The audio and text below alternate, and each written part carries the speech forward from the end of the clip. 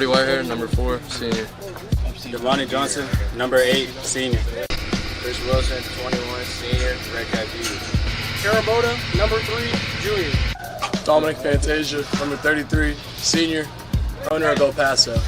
Rudy Corella, 6, sophomore.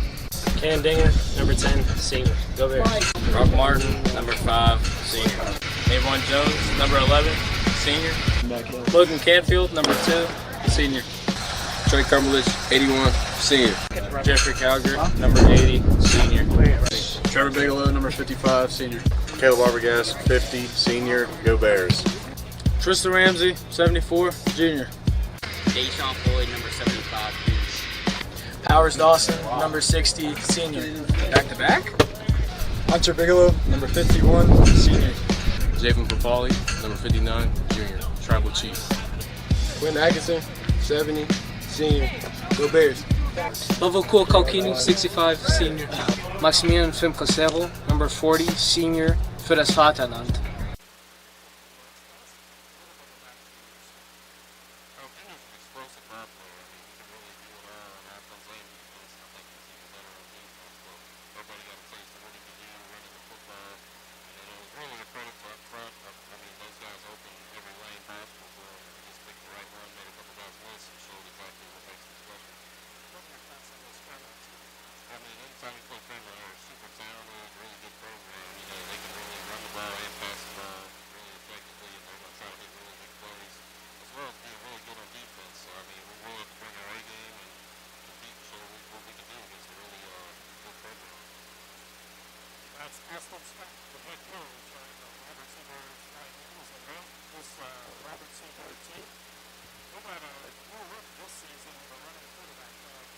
Very dangerous if you're on the other side on the defensive end. Yeah, anytime you face a dual threat quarterback like we're going to face tonight in Junior Smith, it's very critical that our defensive line and our linebackers especially stay in their lane, stay disciplined like Coach Bardick said, because it is going to stress the defense a lot with the way he can play, because he is effective with how he is able to run, but the thing is he is able to still throw the ball vertically down the field, and he can make plays in the passing game. So anytime that happens, we're going to have to be very disciplined. Last week in the game against Kaiser, Smith ran for 250 yards, and he completed all 3 of the passes that he threw for 56 yards. So he can do both, as you said, and that makes it a little more difficult because downfield you got to worry about the receivers as well. Yeah, and that's the thing I think we talked about last week. The luxury that we have defensively is that if it still holds true after last week, we were able to get pressure with just the front 3 and that odd stack that we run. So if we're dropping 8 in coverage, that makes it very difficult because there's not a lot of passing lanes. But the thing that I think we look for with that is that we're able to keep some eyes, maybe have somebody spying on him, which I think Coach Bardick will probably employ tonight. And when you have a quarterback like Junior Smith, sometimes he'll make plays out of nothing when it seems as though the defense has done its job and he can scramble away and turn a well-covered play into a big gainer. Yeah, that's a demoralizing thing for a defense when you've defended a play well, but when he can extend the play to 6, 7, 8 seconds, at some point in time the coverage does break down. It's very hard to cover for that long. So that's something that we really need to try to get pressure, but get pressure responsibly, if that means it makes any sense, because we can't just fly up the field. We have to be disciplined. We have to be under control when we're getting there. One of the guys that provides a disruptive nature along the front line is Polar Bears defensive tackle Trevor Bigelow. And Bigelow had a big game last week. I had a chance to check in with him before the game to get an idea of what he feels is expected of him this season. It's everything, and just means we got to leave nothing behind us and leave it all on the field. What kind of a role do you play as a senior leader? I definitely feel I got to show up and show the new kids what it's like to be a football player, and especially a Polar Bear football player, and just be a leader. You were side by side with Caleb Arbogast in the game last week, and certainly you two were very disruptive to their offense. What is it like playing beside Caleb? It's good. he definitely takes on a couple more blocks and frees me up a little bit, and that's definitely a huge aspect. This RCB team has a prolific quarterback who loves to run, gained over 200 yards last week. What's the secret to slowing him down? I'd say we just got to fit our gaps and just don't leave anything open. That's Trevor Bigelow of the Polar Bears. He makes it sound easy, Ray. Just fill the gaps and don't let anything get by you. And he did a pretty good job of that last week. Yeah, he did. He's so good with, and I think I said it on the broadcast last week. He does such a great job with using his hands. You don't really see that, really in high school football as much as he's able to do it. So he's pretty advanced with how he uses his hands. He's able to get inside hand placement, and that's going to win, and he does that tremendously well. And you mentioned last week several times the game that Caleb Arbogast was having, and he was supposed to be on this pregame alongside Trevor, but he had to leave practice early yesterday, so I didn't catch up with him. Yeah. He had 2 fumble recoveries and just was manhandling the offensive line. He's fun to watch. I mean, we talked about it last week on the broadcast as far as the way that he's able to leverage the center. But, if you really looked at this defense, this odd stack defense, the center has to play, or the nose has to play both A gaps, and that's something he does very well. And what he's able to do a lot of times, like Trevor just said, is able to occupy more than one blocker. And in some cases, it's 3 blockers. So if you do the math and there's 5 linemen, you have 2 other defensive linemen, you've got one-on-one matchups, and I like our chances in that situation. The Polar Bears have won the coin toss tonight, and Fairmont is taking the football first. So Fairmont Seniors offense will be on the field. I had a chance to talk with Nick Bardick before the game because I typically will ask him, okay, win the coin toss, what do you do? And 9 times out of 10, he says, well, we'll take the ball. But then he said to me, sometimes I realize that when we don't take the ball, we end up with really good field position if our defense holds them. And then the first quarter is pretty much spent on the offensive side of the field. And so I was wondering if he was going to maybe change his mind, but he didn't. And the Polar Bears will take the football first because you saw what happened last week. Yeah. Fairmont took the football first, and he was saying, and I think I understand what he means is, you play a defensive series, you're kind of into the game, but you come out first on offense, and you may not be quite ready. Yeah, and I think you saw it was a combination. I think it was some of that, but also that first game, and I tell you what, I really look for. I think there'll be dramatic improvement tonight with the Polar Bear offense. Not to say they played bad by any stretch of the imagination, but it's one of those things where I think with the timing and all those things, I think you're going to see a jump tonight with the way we play offensively. Number 18, Stratton Waddell. Stratton Waddell will be kicking off for RCB. They're wearing the green uniforms, green pants, green jerseys, green helmets, blue numbers, blue and white, blue numbers with white trim. Polar Bears in the blue pants, white jerseys, white helmets, and blue numbers. Stratton Waddell will kick from left to right. And the Polar Bears have Johnson, Wilson back deep.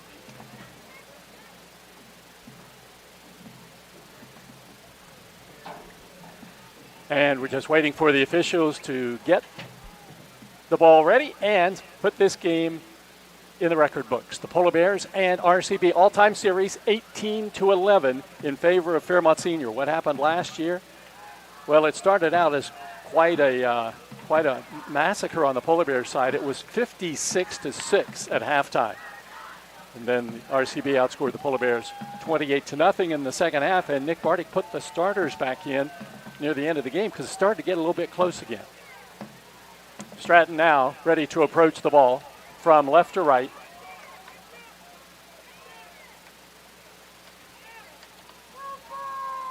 Gets the signal from the official. And this game is underway as Stratton kicks it downfield end over end, and it is going to be taken by Johnson at the 10. He gets out to the 15, to the 20, and is smothered at about the 22-yard line, and that's where the Polar Bears will go first down and 10. Number 8, Johnson on the return. 10-yard return. Last week in the game against Lewis County, Brody Whitehair threw 5 touchdown passes, and at one stretch of the game, 4 consecutive TD passes. And the Polar Bears start out with Martin and Jones wide to the left side. And Dinger and Cumberledge wide right. Now Dinger comes in motion this way, and the pass comes to Dinger, catches it in the flat at the 25, and gets up to the 29, hit and brought down there after a nice gain on first down for the Polar Bears. Tackle made by RCB's Logan Front. Yeah, great decision by Brody on that play to hit the flat. That was what was open, and he checked it down. It was good. It was a good decision. By number 1, Latrell Jones. It'll be a gain of 8 yards, second down, and 2 yards to go for the Polar Bears.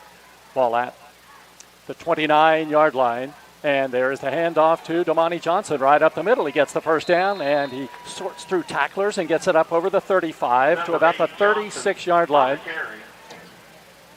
And it's a Polar Bear first down, first of the night.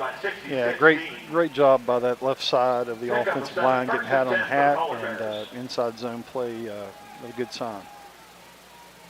Wideouts to the left and right. One running back behind Whitehair, who's in the pistol formation.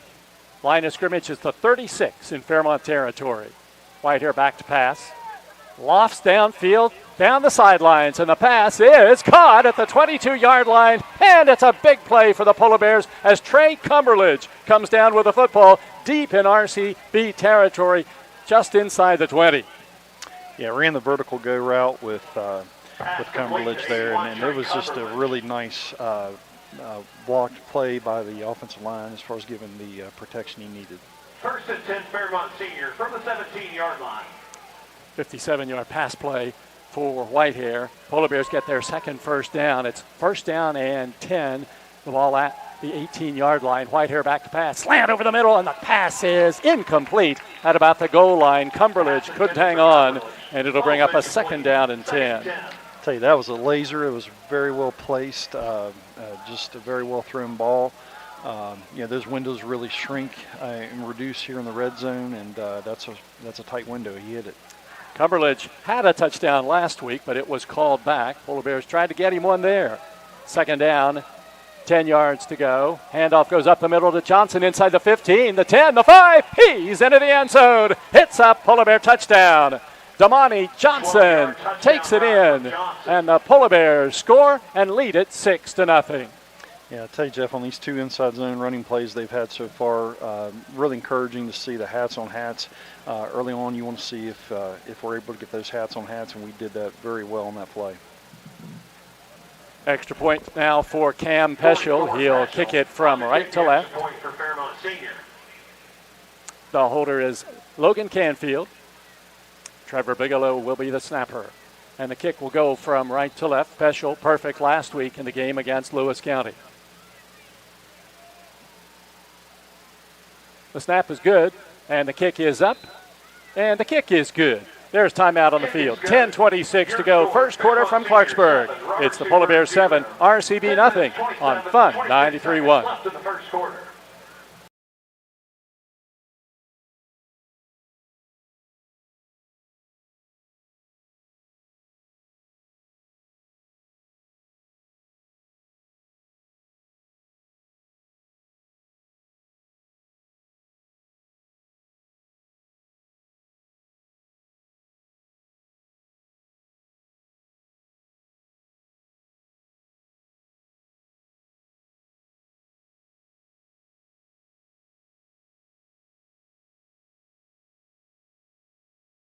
On 93.1 WFGM, brought to you by your local Parmar store. Here's the voice of the Polar Bears, Jeff Carpenter. 3 passes and a couple of runs, and the Polar Bears are on the scoreboard with a 7-0 lead over the Flying Eagles. And Fairmont Senior will kick off with the ball teed up at the 40-yard line in the center of the field. Cam Peschel will be doing the kicking. Number 1, Latrell Jones. The number 3, Junior Back Smith, deep for the Flying Eagles. Side by side, Latrell Jones and Junior Smith. They're standing at about the 15-yard line. Peschel can typically kick it a little deeper than that. sun shining down on the field here in Clarksburg, and here is Peschel's kick, end over end, and it is deeper, and it guts over the head of the returner into the end zone for the touchback. So Peschel did a nice job on the kickoff, and RCB will get it 1st and 10 at its 20. Yeah, I tell you, Jeff, we talked about that jump that is made from game 1 to game 2, and that last drive really illustrated that. A very efficient drive by the Polar Bears. Showing the ability to do both, run and pass, and that what makes Fairmont a difficult team to defend. Absolutely. And we saw last week the depth at running back for this Polar Bear teaming. Chris Wilson comes off the sidelines and runs 98 yards for a touchdown, only to be called back. And then you have Jordan Wagner go in from long distance in one of the reserve spots. 1st and 10 for RCB. Sophomore quarterback Junior Smith. It's their headline player. Latrell Jones in the backfield along with Smith. And there is the handoff to Jones, and he is hit in the backfield by Logan Canfield for a tackle for loss. Yeah, just the way you draw it up, the way you play that. I mean, you filled that C gap the way it's supposed to be filled. Canfield had quite a game last week, and he's already off to a good start on the first play here tonight. Inside 10 minutes to go first quarter. Fairmont on top 7-0. Front line for the Polar Bears. In the middle, it's Arbogast. Calgar on one side and Bigelow on the other. Outside linebackers, Boda and Fantasia. And there's the snap to Smith. Smith takes it upfield, and he gets back to the line of scrimmage and gives ground, and he's thrown to the turf by Brock Martin at about the 18-yard line. So it looks as if it's going to be another loss on the play. A 1-yard loss. It'll be 3rd down and 12 yards to go. Yeah, just relentless pursuit by the Polar Bears that time. You kind of would want to see, like, if when a whistle's blown, where's everybody in relationship to the football, and you pretty much see all 11 right around the football. That's very, very good to see. So it's 3rd down and 12. The ball at the 18 in RCB territory. The clock turns down. Close to 9 minutes to go here in the first quarter. And the Polar Bears hold a 7-0 lead, itching to get the football back. And now timeout called by Robert C. Byrd. 8:59 to go first quarter. Fairmont Senior 7, RCB nothing on 93.1 WFGM. Hi, my name's Zach Frazier, and I'm from Fairmont, West Virginia. And when I'm back at home in Fairmont, you'll find me at my local Parmar store. We had that golden boot pride at Parmar. There are literally hundreds of Parmar stores in West Virginia, Kentucky, Ohio, and Pennsylvania, and even more on the way. Download the Parmar app to save even more. And whether it's food, gas, groceries, or whatever, we have you covered at Parmar. West Virginia proud and ready to serve you. If there's not a Parmar store near you now, there will be soon. And it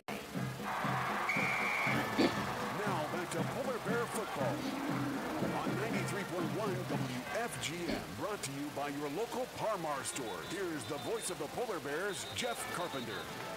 RCB coach Austin Scott now has an offensive decision to make. He's looking at a 3rd down and 12, deep in his own territory at the 18-yard line.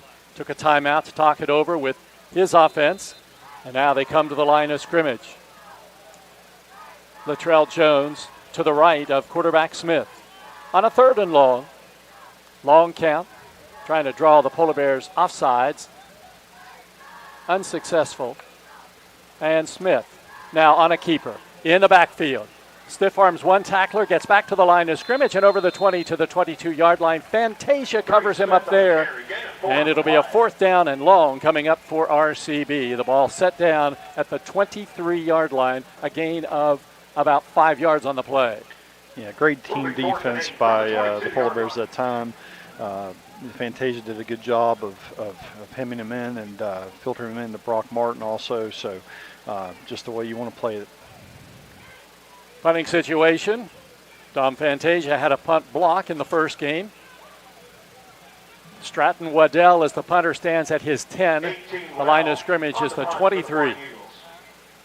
High snap goes over his head into the end zone. He runs back into the end zone, picks it up, and now tries to run out with it and punt it, and he gets it punt it downfield. It hits at the 30, and it rolls up to about the 37, 38-yard line, and that's where the Polar Bears will get it. That was quite a job by Stratton Waddell, somehow fielding the ball in the end zone and then was able to punt it downfield.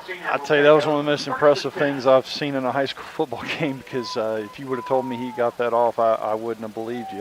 That was tremendous just to at least get a punt out of that.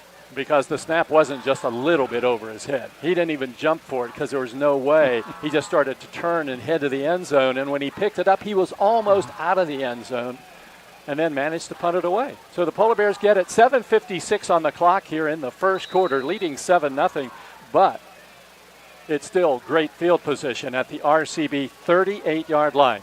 3 receivers to the right side, and Whitehair is back to pass. Sets up. Lofts it down the near sidelines. The pass is in and out of the hands of Chris Wilson. He should have caught it at the 20-yard line. He just dropped it spinning around on the sidelines, and it's 2nd down and 10. Yeah, and that's the thing that's going to come. I mean, again, this is early on with the relationship with Brody and the receivers, but the thing that I am encouraged by right now is the protection that this Polar Bear offensive line is giving him. Looks very good so far. So Fairmont has 2 receivers to the right side, Jones and Martin. Dinger wide to the near side. Tight end Cowger to the near side as well. And Whitehair to pass, far side. The pass is overthrown, intended for Martin at about the 30-yard line. No chance for Brock on that one, and it's incomplete. 3rd and 10. Number 5, Elijah Chips on the coverage for RCB. 3rd and 10. Brock Martin on our injury list tonight. He's had real problems with his eyes. Last week he played with just one eye almost. The other one eye was almost swollen shut. And earlier this week it was like both eyes were bad, but yesterday saw some improvement, and he can see out of both eyes tonight. 3rd down and 10 for the Polar Bears now from the 38. Handoff goes to Wilson, wide to the right, cuts upfield at the 35, breaks it to the outside at the 32-yard line, and is tripped up there close to the 31. Yeah, again, I keep going back to something simple as getting hats on hats, but that's what this Polar Bear offensive line is doing. And I tell you, if they keep doing that, Jeff, it's going to be a really successful year running the football. They're very talented up front. It's 4th down and 3 at the RCB 31. Polar Bears will go for it. Pistol formation. Whitehair, long count at the line of scrimmage. Can't draw the Flying Eagles off sides. Now turns and looks to the sidelines for the play call. Play clock at 10 seconds. It's down to 7, and the Polar Bears are going to call a timeout. Timeout, Fairmont Senior. 7 minutes left in the first quarter. It's the Polar Bears 7, RCB nothing on 93.1 WFGM. 1965, the team at City Construction has been an industry leader in all facets of construction, shaping the West Virginia landscape with some of the most recognizable commercial projects throughout the state. As one of the largest general contractors in north central West Virginia, our outstanding record of quality workmanship and personal service is here for your next project. Call our team of experts today. Give us the opportunity to design build your next project. City Construction Company, West Virginia proud since 1965. In Bridgeport today. Now back to Polar Bear football on 93.1 WFGM, brought to you by your local Parmar store. Here's the voice of the Polar Bears, Jeff Carpenter. Fairmont leads 7-0. It's 4th down and 3 in RCB territory. The ball on the 31-yard line, and the Polar Bears have 2 receivers wide to the left side. Whitehair has Wilson behind him on a 4th and short. He's back to pass. Sets up, goes for all the marbles into the end zone and overthrows Navon Jones. It's incomplete, and the Polar Bears give it up on down. So Polar Bears go deep on 4th and 3 unsuccessfully, and RCB will take over with 6:55 on the clock in the first quarter. Yeah, it was the right decision by Brody on that play. They gave us a pressure look, and he had to get rid of it sooner than he wanted to, but he had single coverage, going down the seam there with Jones. You get spoiled with Brody's passing. You very rarely see him overthrow a receiver by that much. That one had no chance of being completed, and RCB gets it. Whitehair has thrown 4 straight incomplete passes. That's almost unheard of in his passing career with the Polar Bears. He will most likely be the all-time leading passer in Polar Bear history when this season is over. It's first down and 10 for the Flying Eagles. And a timeout again called by RCB. 2 timeouts called in the first quarter, 6:55 to go. Here in quarter number 1, the score, Fairmont 7, RCB nothing on 93.1 WFGM. Here at the Cracker Barrel, home-style food and great value go hand in hand, with favorites like slow-simmered chicken and dumplings starting at $7.99. Or perfectly golden fluffy buttermilk pancakes with your own bottle of warm syrup. Come fill up on favorites without emptying your wallet. Cracker Barrel. Take care now. Now back to Polar Bear football on 93.1 WFGM, brought to you by your local Parmar store. Here's the voice of the Polar Bears, Jeff Carpenter. Robert C. Byrd holding the Polar Bears and forcing a turnover on downs, and now RCB gets the football. It's first and 10 in its own territory at the 31-yard line.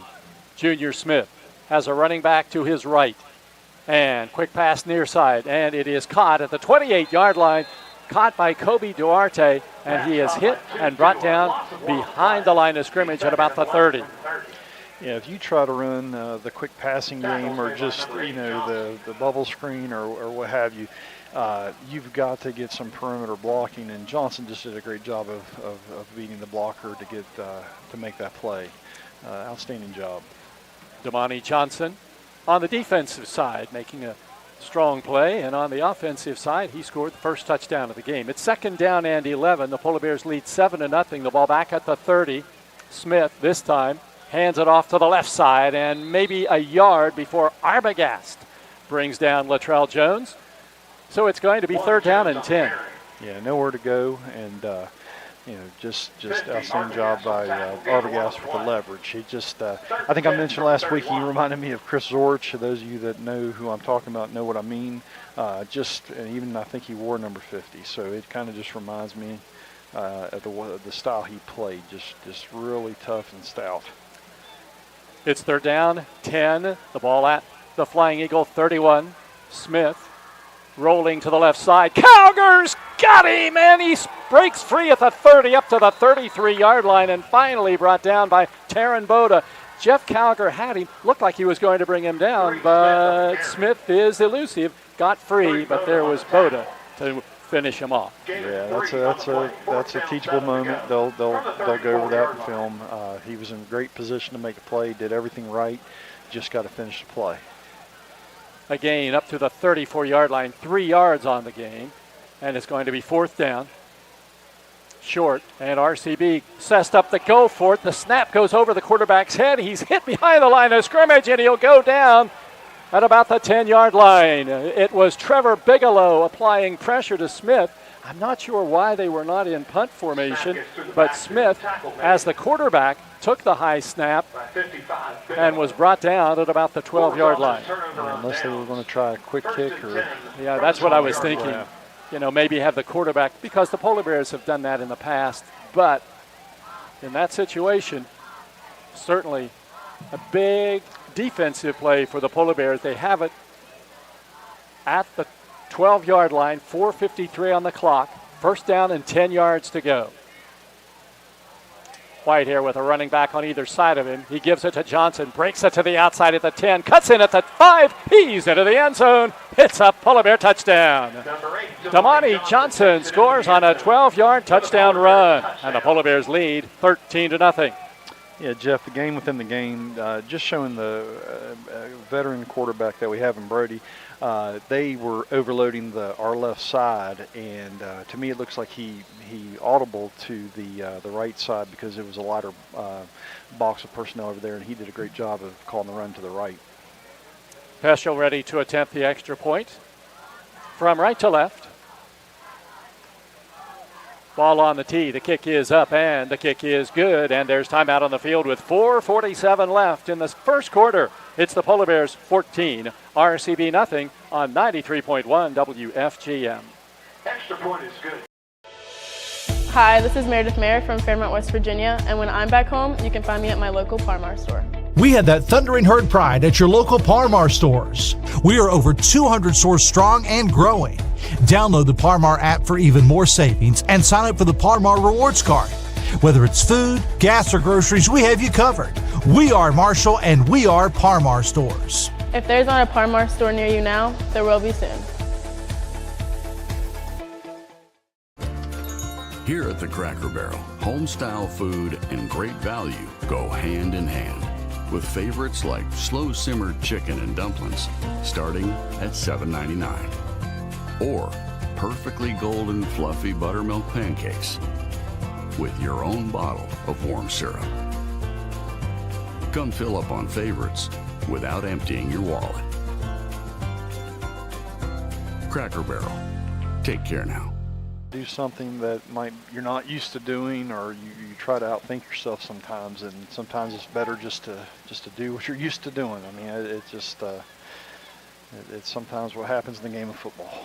Marshall will kick from right to left from the center of the field. They show him a little more respect now as they drop back to the 10-yard line. He put it in the end zone the last time. Line drive kick. Hits at the 10. Picked up at the 5-yard line by Smith. He gets out over the 10, the 15, and is tackled there. And he goes down hard, and there's a flag on the play. Flag on the play. Not sure what the flag is, but really liked how Bracero hustled on that kick coverage.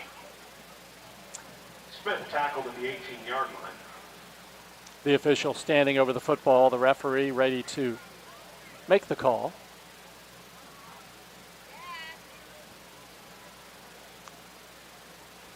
Ball is marked at the 18. During the return, personal foul, force caller, number 40. That'll be a 15-yard penalty. Personal foul called on the Polar Bears. So you heard the official there. I like it when you can hear the officials and you can tell who the penalty was called on. Max Bracero called for the horse collar tackle. And the ball comes out to the 33-yard line after that 15-yard Fairmont penalty. That's the first penalty for the Polar Bears tonight. Yeah, and that's something that, as this game goes on, we want to see. That's another area of improvement that we can make from game 1 to game 2. Ball comes out now to the 33-yard line. RCB goes 1st and 10 from there. Quarterback out of the shotgun, and he has a running back beside him. Now he's back to pass. He's going downfield long, down the far sidelines, and the pass is almost intercepted, but broken up by Cannon Dinger as he went way up in the air, got his hands on it, and it came down to the turf. The pass was intended for Kobe Duarte down the sidelines. Just watching that play that time, we only rushed 3, but there were 2 double teams, and so that left Calgary as a single, blocker trying to block him. So he should get some definitely one-on-one matchups, and I like our chances with that. 2nd down and 10 for the Flying Eagles, trailing the Polar Bears 14-0, and Smith on a keeper to the left side. He grabbed and brought down at about the line of scrimmage. Polar Bears had that one defensed very well. There was no place to go as Calgary was right in his spot and didn't let him get around him.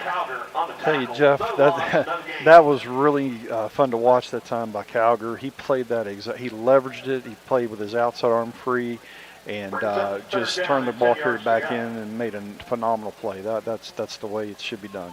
It's 3rd down and 10 now for RCB. Still looking for its first down. This is its 3rd possession of the first quarter. And Smith back in the shotgun. He is back to pass, getting pressure from Bigelow. Now getting pressure from Boda, and he's sacked back at about the 20-yard line. The Polar Bears had Boda and Bigelow in on him along with Arbogast, and now it looks like Junior Smith, their quarterback, is shaken up on the play. Polar Bear trainer came out first to check on Smith.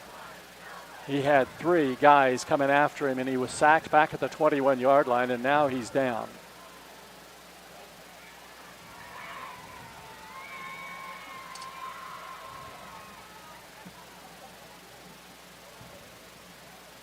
There was just pressure coming from each angle. You know, Smith simply had no choice. He's elusive, but there's nothing you can do in that situation. Well, and the thing is, when we bring the pressure, getting pressure with the three usually that we're getting, and then, you bring an extra rusher, it seems like 20 are coming because of how effective those three up front are. So, when you couple that with another guy, you bring another guy off the edge, it causes a lot of confusion with that offensive line. That they get confused with what we're bringing. They're out checking the quarterback, Junior Smith, now. RCB's coach, Austin Scott, standing out there as well. Obviously concerned about his quarterback. And it was just a matter of having three big guys coming after him. And Junior Smith is a very talented quarterback, but he's not very big. No, and the thing is, no matter what kind of athlete you are, I mean, if you don't have the help up front, it really makes it difficult. And again, having the windows to be able to throw when you have 8 in coverage, or even if you bring the extra rusher and you have 7 dropping in coverage, I mean, you can do the math. There's a lot of windows that are accounted for and taken up by this defense, and I think that's what's happening to a lot of opposing quarterbacks when we play them now. I mean, it's a big luxury to be able to get the 3 pressure with just 3. So they're taking a look at Smith. He is sitting up at about the 20-yard line, and the trainers are working with him. The Polar Bear trainers, because it was on the far sideline, the Polar Bear trainer was out there first because the RCB people had to come all across the field to the other side. And now it's a mixture of blue and green shirts looking over the quarterback, Smith. And Jeff, I just want to say, I mean, that's always been my experience with the game of football is, especially trainers on both sides, they're going to help each other out, and that's always very good to see. Everybody is competing against each other, but obviously the well-being and the safety of all the players on both sides, that comes first, and so always glad to see people jumping in to help right away.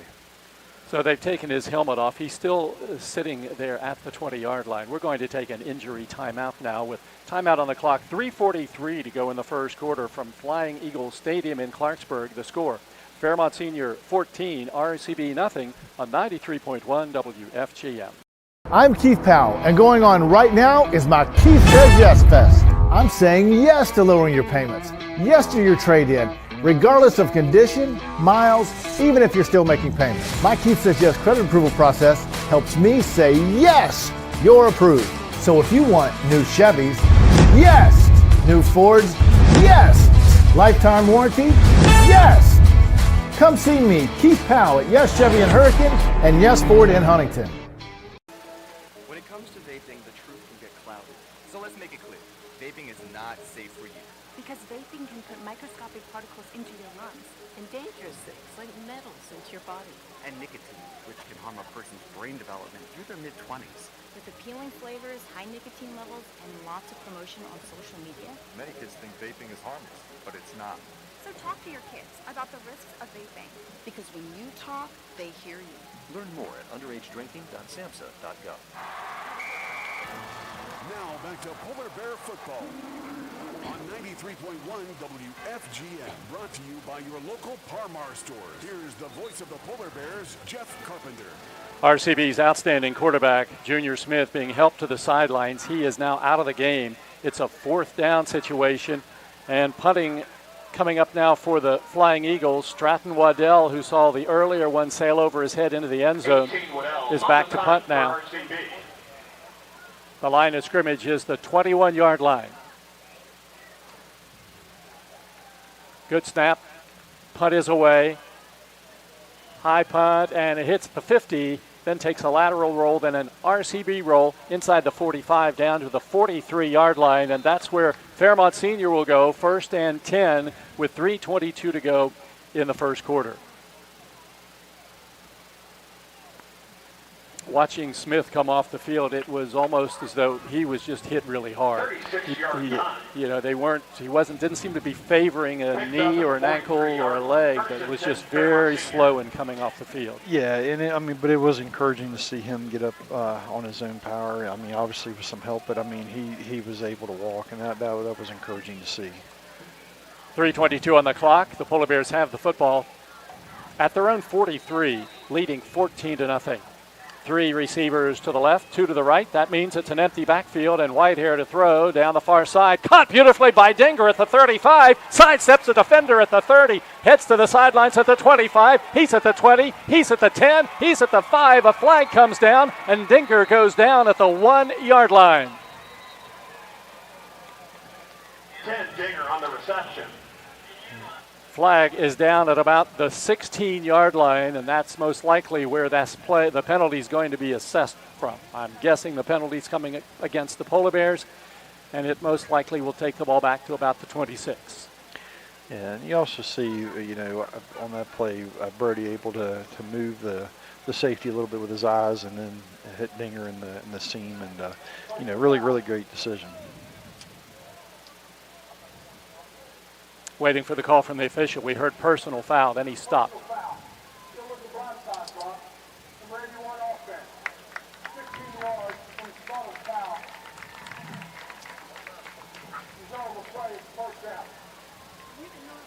Personal foul call on the Polar Bears. It'll be a 41-yard pass to Dinger, and then you're going to assess a penalty of 15 yards. Trey Cumberledge called for a blindside block.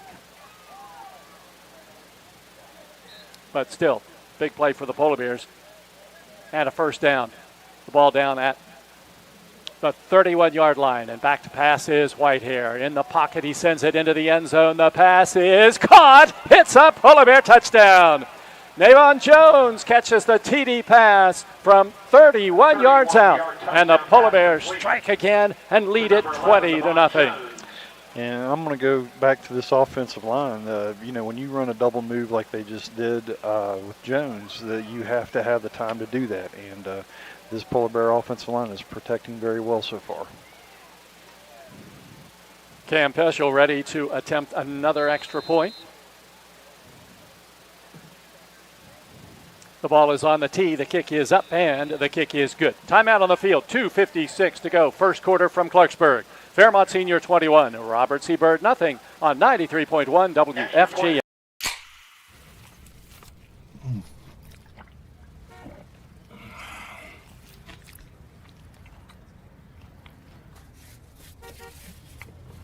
Sandwiches, better with Pepsi. An injury at any age can be a game changer. But with walk-in clinics Monday through Saturday, the Marshall Sports Medicine Institute is ready to get you off the bench and back in the game. Marshall Sports Medicine Institute takes care of the herd. Let us take care of you.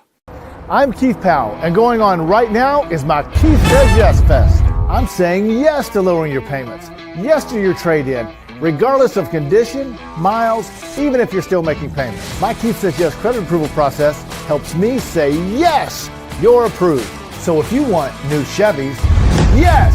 New Fords, yes. Lifetime warranty, yes.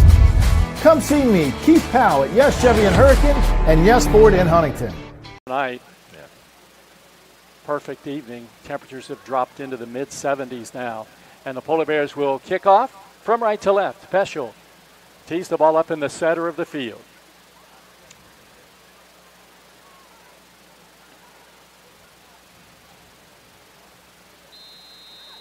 Jones and Duarte are deep. Here is Peschel's kick. End over end, and it is going to be taken at the 6-yard line. And it's carried out over the 10, the 15, and the 20-yard line, and that's about all.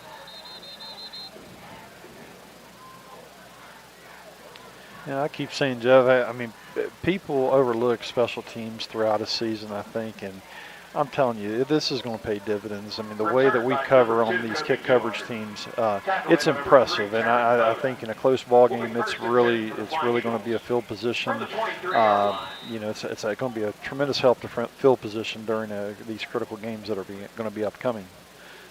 Ball set down at the 23-yard line, and it is going to be first down and 10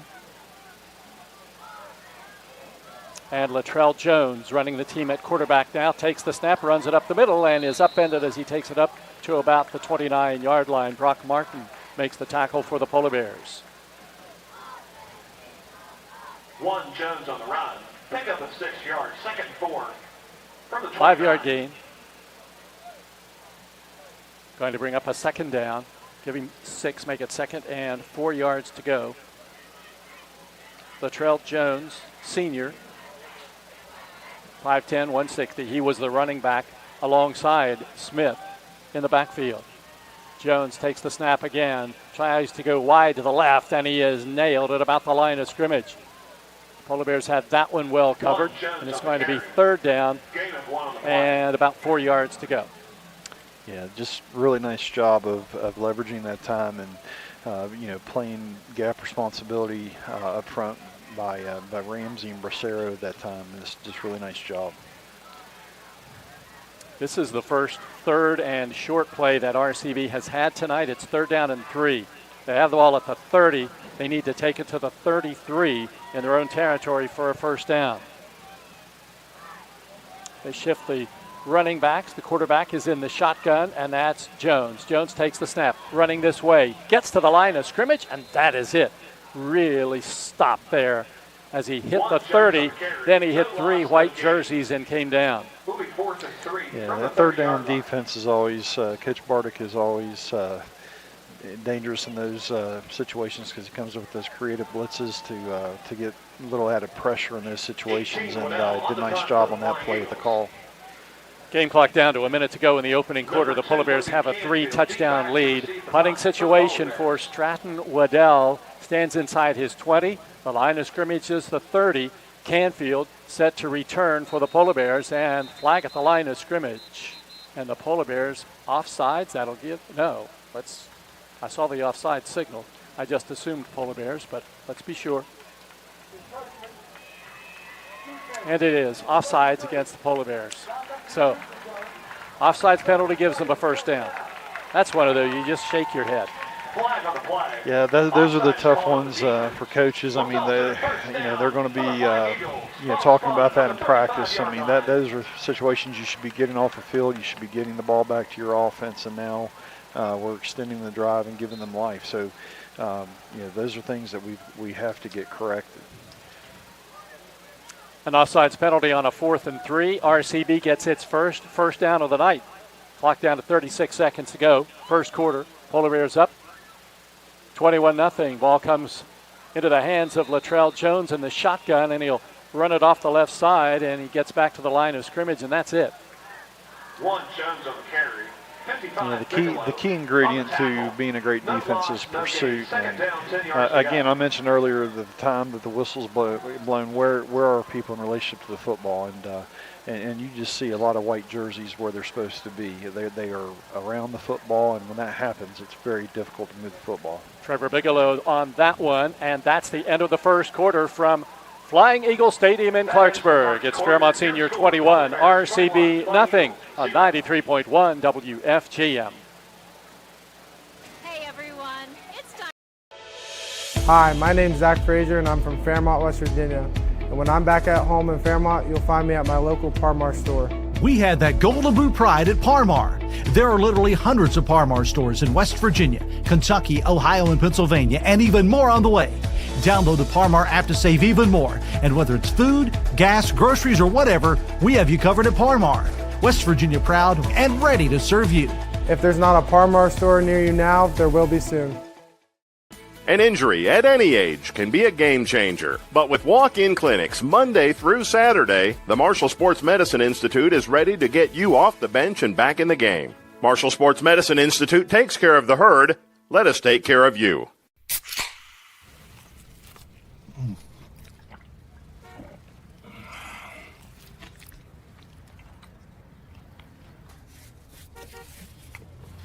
Sandwiches, better with Pepsi. You're listening to Fairmont Senior High School football on 93.1 WFGM, Barrickville, Fairmont. The home of the Polar Bears. RCB has the football as we start the 2nd quarter. The Polar Bears have the lead. It's 21-0, and Robert C. Byrd with the ball at its own 35-yard line. Their outstanding quarterback injured, out of the game. And now let's see, it looks as if he's back. Junior Smith is back at quarterback. So that's good news. So the injury was more just being hit really hard. And so he's back in the game. Apparently RCB has a player and that's Junior Smith, and the official's talking to him, and he's coming to the sidelines, and he throws his helmet onto the turf. Not sure what that is all about. Yeah, it looked like the official walked over to have him go back to the sideline, so there must be something that they're seeing as a precaution, maybe. Yeah, the only thing I can think of is a concussion protocol or something like that maybe the officials are stepping in and saying, no, you can't come back into the game. The referee has come over and appears to be speaking with the trainer for RCB. But while that's going on, RCB's coming to the line of scrimmage and the referee's on the sideline, so they can't snap the ball now. But Smith was walking towards the sidelines, didn't seem to be real. I mean, he seemed a little shaky, and then he took his helmet off with both hands and just threw it onto the turf, which in most cases would have been a flag and a penalty. But he didn't get that called on him, but had to come to the sidelines. Yeah, football's an emotional game, and I mean, obviously every player wants to play, but the officials are trying to be cautious and trying to look for player safety. I mean, you have to respect that. It's a difficult decision, but you have to respect what they're trying to do as far as always protect the player.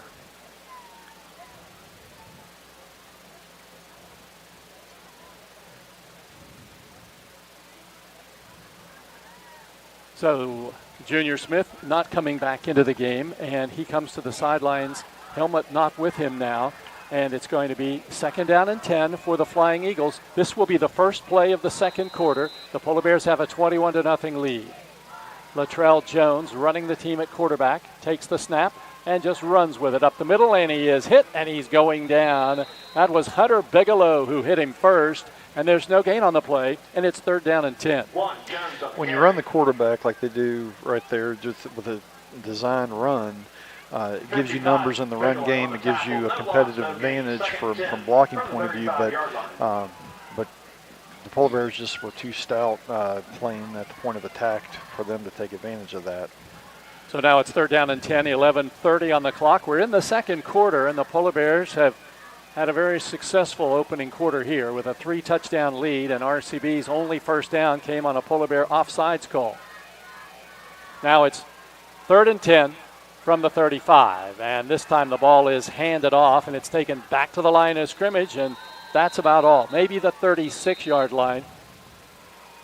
Yeah, Hunter Bigelow would like to have that one back. He was in perfect position to have a tackle for loss. He kind of left his feet that time, but he was in really good position to make a negative yardage play. So no gain on that carry. Gain of 1 on the play. It'll be 4th and 9. And it's going to be 4th down. 9 yards to go, so maybe 1 yard.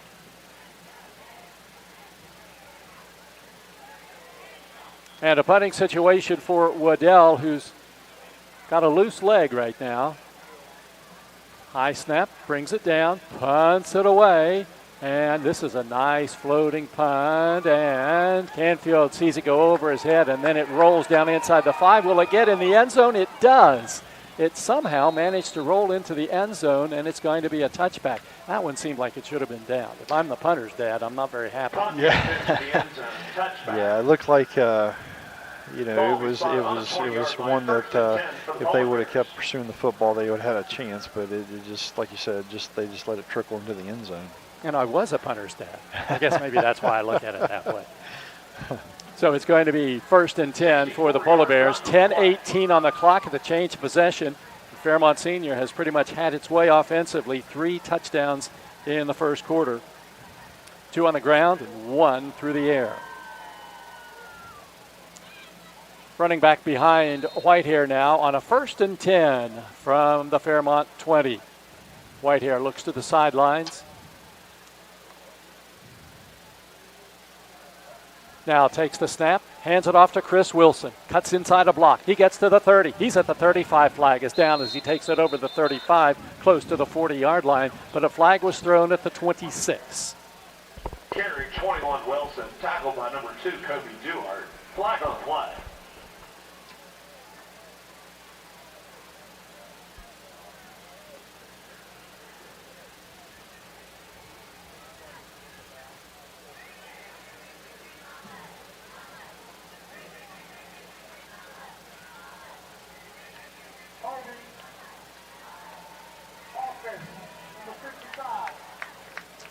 Trevor Bigelow called for holding. Penalty assessed from the 26-yard line. Ball should come back to the 16. Replay first down. And they're going to set it down at the 16-yard line. First down for the Polar Bears. And about 14 yards to go. White out to the left is Martin. White here back to pass. Lots of time. Now swings it out to the far side, and it is caught by Martin at the 25, and he goes up close to the 30-yard line and close to a Polar Bear first down. Yeah, Jeff, watching the coverage on that play, RCB, tremendous amount of respect for Martin as far as how they backed off of him, and just a big cushion, and took advantage of it that time. 12-yard pass play. Second down, 2 yards to go for the Polar Bears now. 2 receivers to the near side, and timeout called on the field as RCB has a player with an injury problem or equipment problem, and he's coming to the sidelines. That's Elijah Chips. Now he's sent back on. Second down, 2 Polar Bears. The ball at the Fairmont 29. The Polar Bears lead 21-0 inside 10 minutes to go until halftime. Chris Wilson, the running back, behind White here. 2 receivers to the near side, Jones and Dinger. And back to pass is White here. He looks short, caught by Cowger. Cowger at the 35, he's up to the 40, hits hard and then breaks free, and then is thrown down at about the 40. It's going to be an 11-yard pass play and a Polar Bear first down. Yeah, Cowder's going to be a tremendous weapon for this Polar Bear offense. He just has so much range and catch radius, and that's going to be a big asset to Brody as this season goes on. Whitehair's already thrown for 160 yards tonight.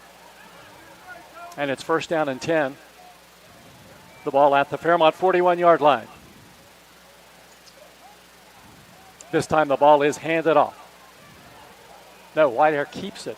Whitehair breaks free at the 45 up to the 50 and down to the 47-yard line. I wasn't expecting to see Whitehair carry the ball at all, let alone on a design play, but he did that time, and he gets the first down. Yeah, and that's something I know they want to be careful with and be judicious with how they run him, but that was a really good decision. They had an overload to the right, our right, and obviously ran to where there was not a lot of flying eagles. So it's at the 47. First down, 10 Polar Bears. Whitehair out of the pistol formation. He's back to pass.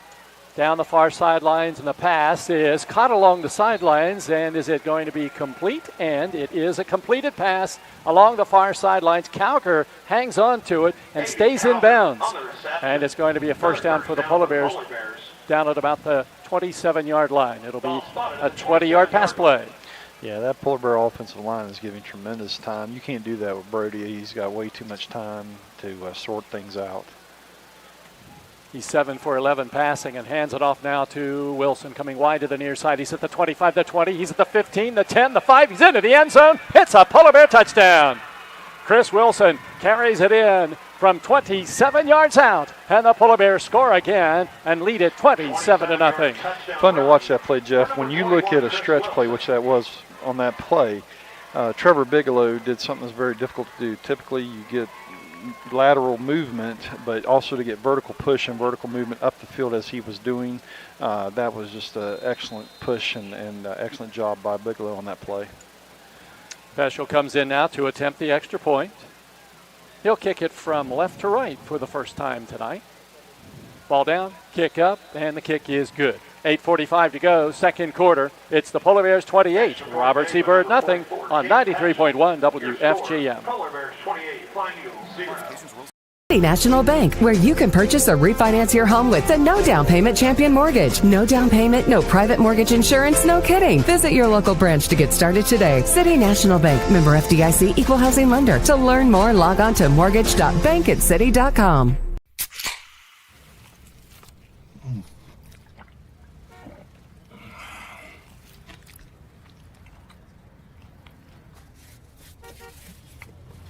Sandwiches, better with Pepsi. And local D'Annunzio Bakery fresh baked pepperoni rolls. Fresh baked today. What great alumni we have. Of course, we have hot dogs, chicken sandwiches, soft pretzels, nachos, popcorn, candy, and... The Polar Bears have a 28-0 lead early in the second quarter. Two future Polar Bear opponents in Quad A are losing tonight. Wheeling Park trailing Spring Mills 14-0 second quarter. And University behind Parkersburg South 28-6. That game is in the first quarter. Bridgeport leads Morgantown 13-0 in the second quarter. Of course, Bridgeport, a AAA team now, playing Quad A Morgantown. Yeah, and that matchup will be interesting to see what happens with Morgantown and Bridgeport, because those are perennial powers, in North Central West Virginia. It's going to be interesting to see how that one plays out tonight. North Marion is playing Preston tonight. East Fairmont plays Grafton. We'll check on those scores and more coming up later on tonight. It's Peschel ready to kick off for the Polar Bears now from left to right. Jones and Duarte back deep. There's the end over end kick, and it is going to be taken at the 12-yard line and fumbled, and the ball is loose, and the Polar Bears appear to have it. It looks like he misjudged that one when he was coming to try to field that. And sometimes on those kickoffs, they work a lot of that in the early stages of preseason camp. It's something that you can't take for granted. So that's Gabe Muller, sophomore, 6'2", 175-pounder, and getting the muffed kick. And the Polar Bears have the football now. 8:40 to go here in the second quarter, and Fairmont leading 28-0. The officials having a conference around the football at the line of scrimmage. All of them. Big time meeting here. Coming up at halftime, we'll have all the scores around the state. We'll have stats from this game, and we'll also have our Steelers insider. We're not really sure if we can call Ray an insider yet, because he's still on the rookie side. There was an inadvertent whistle sounded from the stand somewhere. Therefore, we must re-kick. Wow, I have never, ever seen that. No, I've done a lot of football, and I've been involved with a lot of football, and I'm not at a high school football game. I think I've seen it at the professional level and maybe even the collegiate level, but not at the high school level. Yeah, the official said there was an inadvertent whistle from the stands, so I don't know if that's inadvertent, because if someone's blowing it in the stands, it's probably because they want to.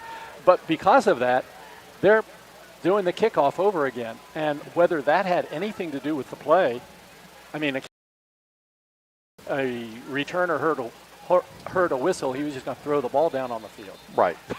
That's but in this game, it really doesn't matter. It's just unusual that you would have a do-over. So those stats, you just erase them like it never happened. We'll do it again.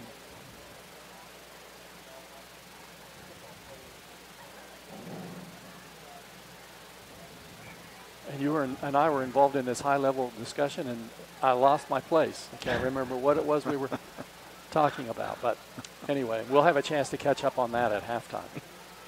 We'll talk about that and lots else. There you go.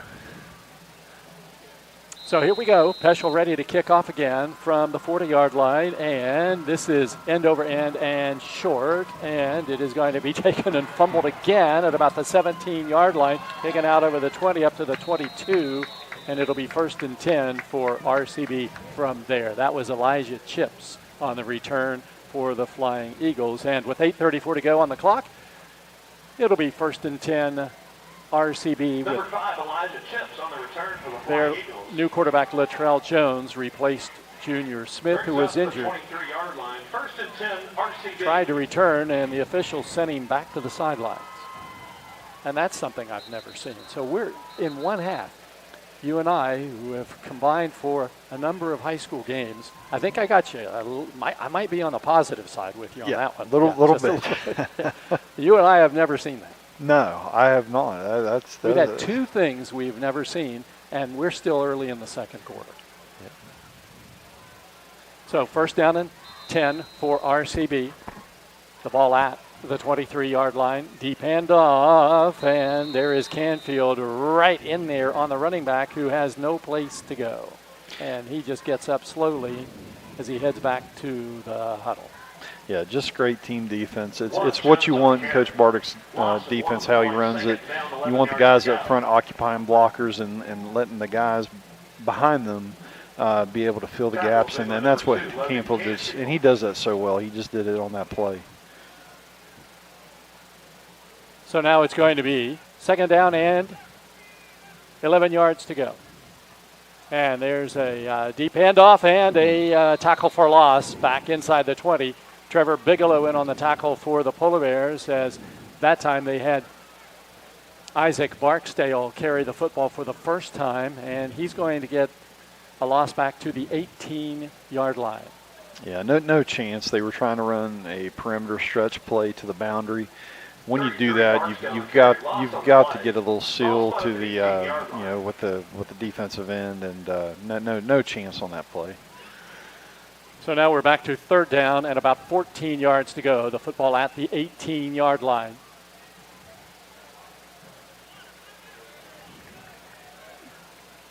The Flying Eagles have Sean Snodgrass, a freshman, in at quarterback now. He takes the snap, and he hands it off to Latrell Jones off the right side, and Jones has nowhere to go. He's stopped at the line of scrimmage, and there is a flag on the play at the line of scrimmage.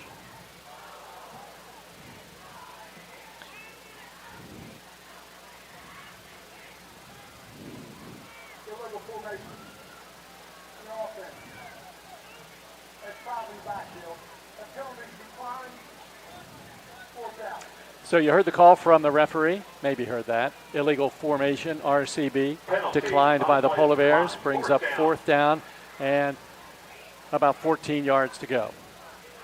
Line of scrimmage, back at the 23-yard line. Waddell into punt, Canfield back standing at the 50.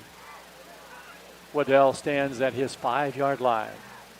Good snap, takes lots of time and gets it away, and he goes down. And there's a flag thrown. Canfield tries to catch the punt, and he loses the ball, and it's taken away by RCB.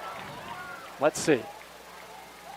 It's all coming back because it looks like there was roughing the punter on the Polar Bears. Canfield, I think maybe he got a hand on it as he was trying to catch it, and then RCB then looked as if it recovered the football, and if it did, they'll have it there. Yeah, it looks like they're going to get us for, like you said, running into the punter. I think Fantasia, they might have him for that. Let's see how they call it.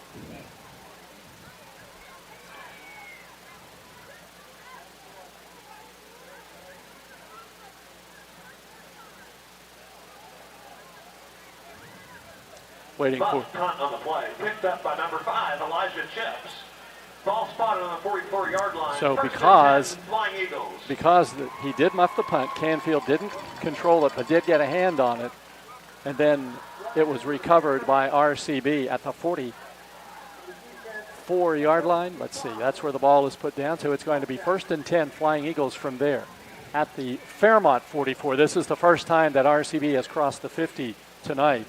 And with 6:38 to go, they have renewed life, except they've had absolutely no success offensively moving the football tonight. First down, 10 yards to go. Snodgrass, the freshman at quarterback.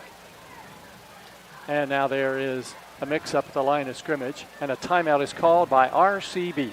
6:38 to go until halftime. Fairmont 28, RCB nothing on 93.1 WFGM. Hi, my name's Zach Frazier, and I'm from Fairmont, West Virginia. And when I'm back at home in Fairmont, you'll find me at my local Parmar store. We had that Golden Boot pride at Parmar. There are literally hundreds of Parmar stores in West Virginia, Kentucky, Ohio, and Pennsylvania, and even more on the way. Download the Parmar app to save even more. And whether it's food, gas, groceries, or whatever, we have you covered at Parmar. West Virginia proud and ready to serve you.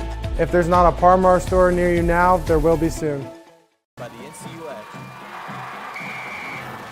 Now back to Polar Bear football on 93.1 WFGM. Brought to you by your local Parmar store. Here's the voice of the Polar Bears, Jeff Carpenter. It's first down 10 for RCB after the muffed punt gives the Flying Eagles the football in Polar Bear territory. Timeout called by the Flying Eagles. That's their third and final timeout of the first half.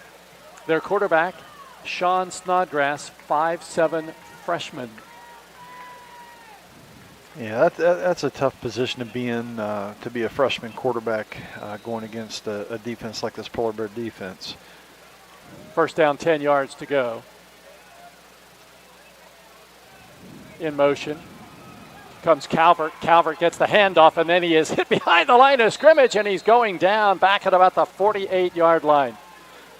Bigelow had him first, then Jason Walker came in, and then the final blow was applied by Bigelow, who knocked him to the turf. Back at the 48, a 5-yard loss. Yeah, RCB's in a tough position with the young quarterback. They're going to try to run the ball to protect him a little bit, but it's just really hard to get anything going against this Polar Bear front. They're just a very physical group, and they're proving that tonight. They've had 6 negative plays in this first half, and it's second down and 14 yards to go now. Snodgrass hands it off right up the middle, and it's taken by Latrell Jones, and he's hit in the backfield by Arbogast and then covered up at about the 50. It'll be a loss of 2 more yards on the play, and it's going to be third down and about 16. Yeah, if you become one-dimensional against this Polar Bear defense, good luck, because it's when they can tee off and they know you're going to run the ball, you're going to throw the ball, and that's predominantly what you're doing. That they're just really tough to defend when that situation presents itself. Snodgrass is the quarterback, and he's in the pistol formation. He has a running back behind him. That's Jones, and he gives the ball to Jones up the middle, and he'll take it inside the 50 down to the 47, and it'll bring up a fourth down.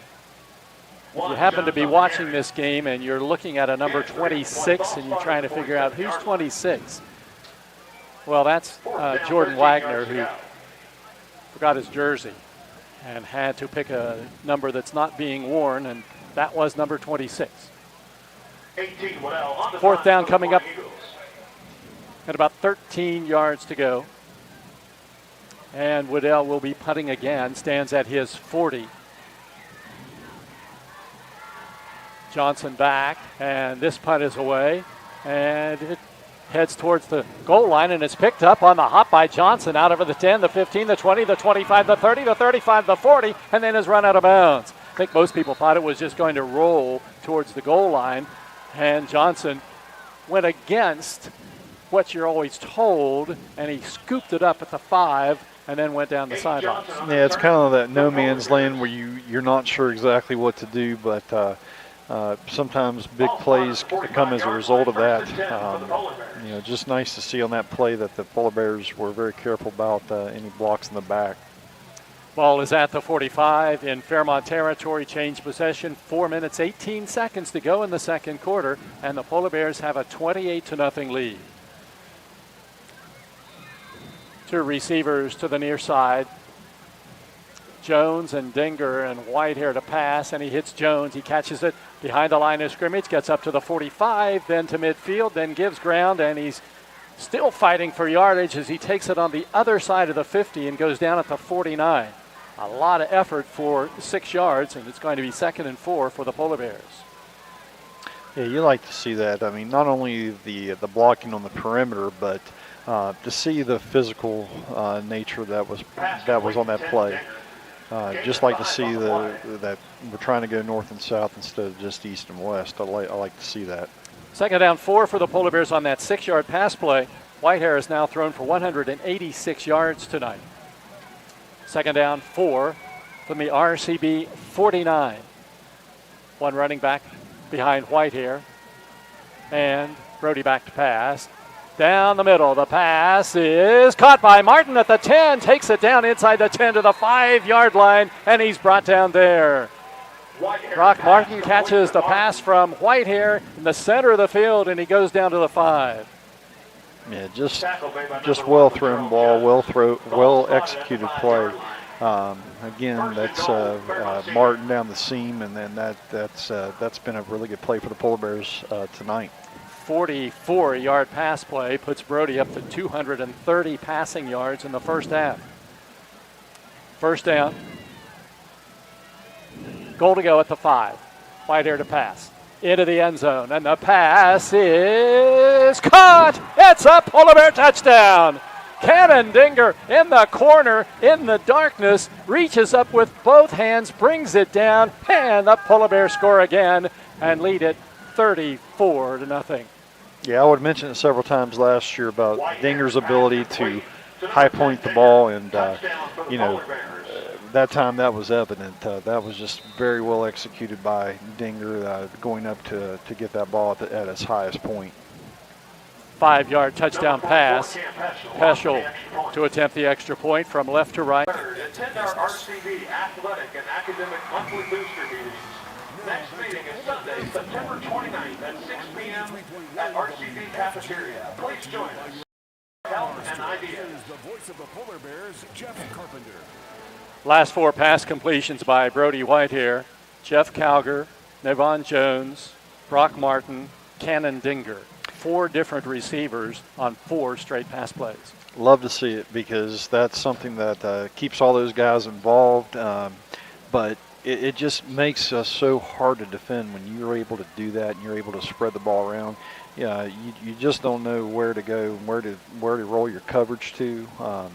So we're doing a really good job. Brody in particular, I mean, as far as spreading the ball, and this Polar Bear offensive line, again, protecting very well. And you get all the defenders involved too. Lots of different guys. Here is the kick by Peschel. High end over end, taken at the 9-yard line. Brought out over the 10, the 15, the 20, and up to the 26-yard line. And that's where it's going to be 1st down and 10 for the Flying Eagles. That was Isaac Barksdale on the return.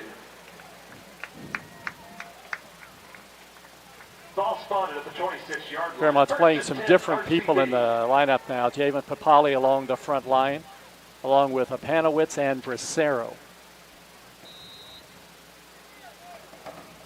Fantasia still at a linebacker position, along with Wilson. Snodgrass, the freshman quarterback for RCB, on a 1st and 10. Hands it off. It's taken out over the 25 to the near side, then back the other way, and that's Andrew Swiger, and he ends up with really no yards, maybe a yard on the play, but he did a lot of running but couldn't get any forward. Yeah, this RCB offensive line is having a very difficult time getting any kind of movement whatsoever. Just really hard to run the football when there's just no movement. 2nd down and 10, no gain. 2nd down, 10 yards to go. Swiger on the carry. Swiger and Barksdale on either side of the quarterback Snodgrass. 2nd down play. And Barksdale gets the handoff. He takes it up close to the 29-yard line, then is hit, and he's going to be gang tackled there. Jordan Wagner was one of the first ones to get to him, close to the 30-yard line, so he'll actually get 4 yards on the play. Yeah, this 3rd and 10 situation is not the situation you want to have, your young quarterback in. So it'll be interesting to see what they want to do here, especially this close to halftime. 3rd and 10, I would say look for some pressure to be coming. Gain of 4 on the play. Third down, 6 yards. RCB has not attempted a pass since their quarterback went out in the first quarter. Third down. And about 6 yards to go now. And the quarterback hands it off to Barksdale. He's hit behind the line of scrimmage, and he's going down. The Polar Bears have him for a loss on the play, and that was Dom Fantasia, who was there for Fairmont Senior, and it's going to bring up a 4th down and long. 33, Barksdale to carry. Loss of the play. Ball spot at the 25-yard line. So 4th down and 10 now for the Flying Eagles. The clock down to 1 minute to go here in the first half. Play clock at 16. Waddell to punt. You would think he would try to milk that play clock here. And it's down inside 5. Good snap. Punt is away. Floater that is going to hit at the 45. Takes a lateral roll, then a Polar Bear roll to the 47, and that's where Fairmont gets it. 1st and 10, 37 seconds to go in the first half, and the Polar Bears on top 35-0. 1st and 10, Fairmont Senior. Yeah, I know Coach Bardick would say this is not a perfect half yet. They have not played a perfect half, but definitely have seen some improvement tonight as far as, especially on the offense side of the ball. It looks like a lot better, as far as timing and those things that you're looking for from improvement from game 1 to game 2 so far. Taryn Boda lines up behind the quarterback Whitehair, who's in the pistol formation. A 1st and 10 from the Polar Bear 47-yard line with 37 seconds to go in the first half.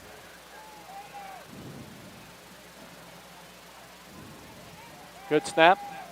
Whitehair back to pass. Now runs out of the pocket. Now he's going to have to run with it. Comes to the near side and will try to run out of bounds inside the 30, and he does with 29 seconds to go. They're going to mark him out of bounds at the 30-yard line. That'll be a gain of 23 yards for Brody Whitehair. Yeah, this is a good situation for this Fairmont Senior team to be in before the half with 29 seconds. How do they execute the 2-minute offense? The 2-minute offense that's been minimized down inside a minute when they got the football, but now 29 seconds to go, and it's 1st down and 10 at the RCB 30. Fairmont moves from left to right, empty backfield. Whitehair to pass, over the middle, the pass for Jones. He's got it! Hits a Polar Bear touchdown. Navon Jones catches a 30-yard TD pass from Whitehair, and the Polar Bears score again and lead it 41-0. Yeah, just very well executed throw. Want to go to that play with Bigelow on that play with his pass protection. Defensive lineman tried to execute a spin move, and just nice job of being patient on the pass pro that time by Bigelow, just waiting until he gave him his numbers again. So extra point attempt coming for Peschel now from left to right with 22 seconds to go in the first half. The kick is up, and the kick is good. And there's timeout on the field with 22 seconds left until halftime.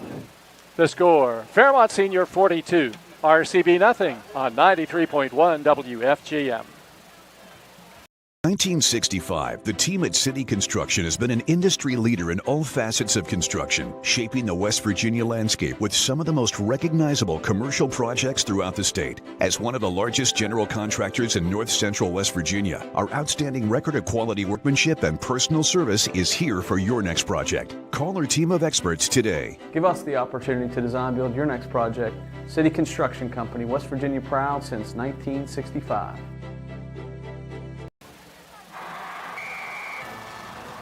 To Polar Bear football on 93.1 WFGM, brought to you by your local Parmar store. Here's the voice of the Polar Bears, Jeff Carpenter. Just 22 seconds to go in the first half. The Polar Bears lead it now 42-0 over Robert C. Byrd. In case you're just tuning in, RCB's outstanding sophomore quarterback was injured in the first quarter. He was not having much success, though, against the Polar Bears, but without him, they're very limited offensively. Yeah, very, very difficult right now when they really don't have a passing game. Peschel kicking off, and it's taken at the 10-yard line, out over the 15 up to the 20. up to the 23-yard line, and that'll be about all. So there'll be time. Well, we'll see. They stop the clock now with 14 seconds to go. There are flags on the play.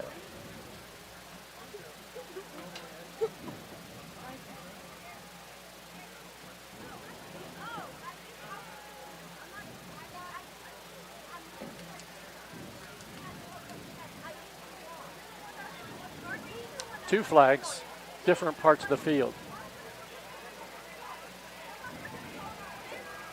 The referee standing between both of them, and one of them was his.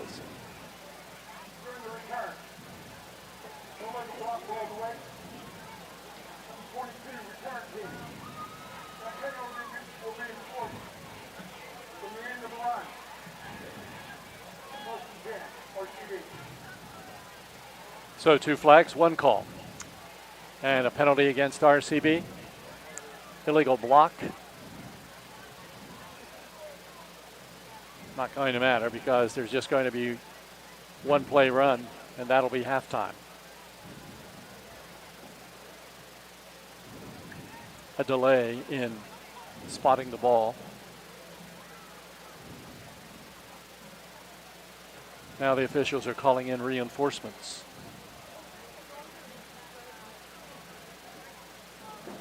They set it down at the 23, and then they'll assess the 10-yard penalty. Well, they half the distance to the goal line. Comes back to the 11-yard line. So, RCB gets the ball. First down 10. 14.8 seconds to go in the first half.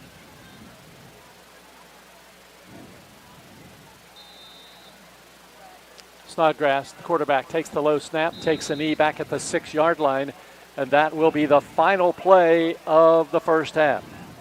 And what a first half it's been for Fairmont Senior, as the Polar Bears have scored 6 touchdowns and opened up a big lead at halftime. The score after 2 quarters, the Fairmont Polar Bears 42, Robert C. Byrd nothing.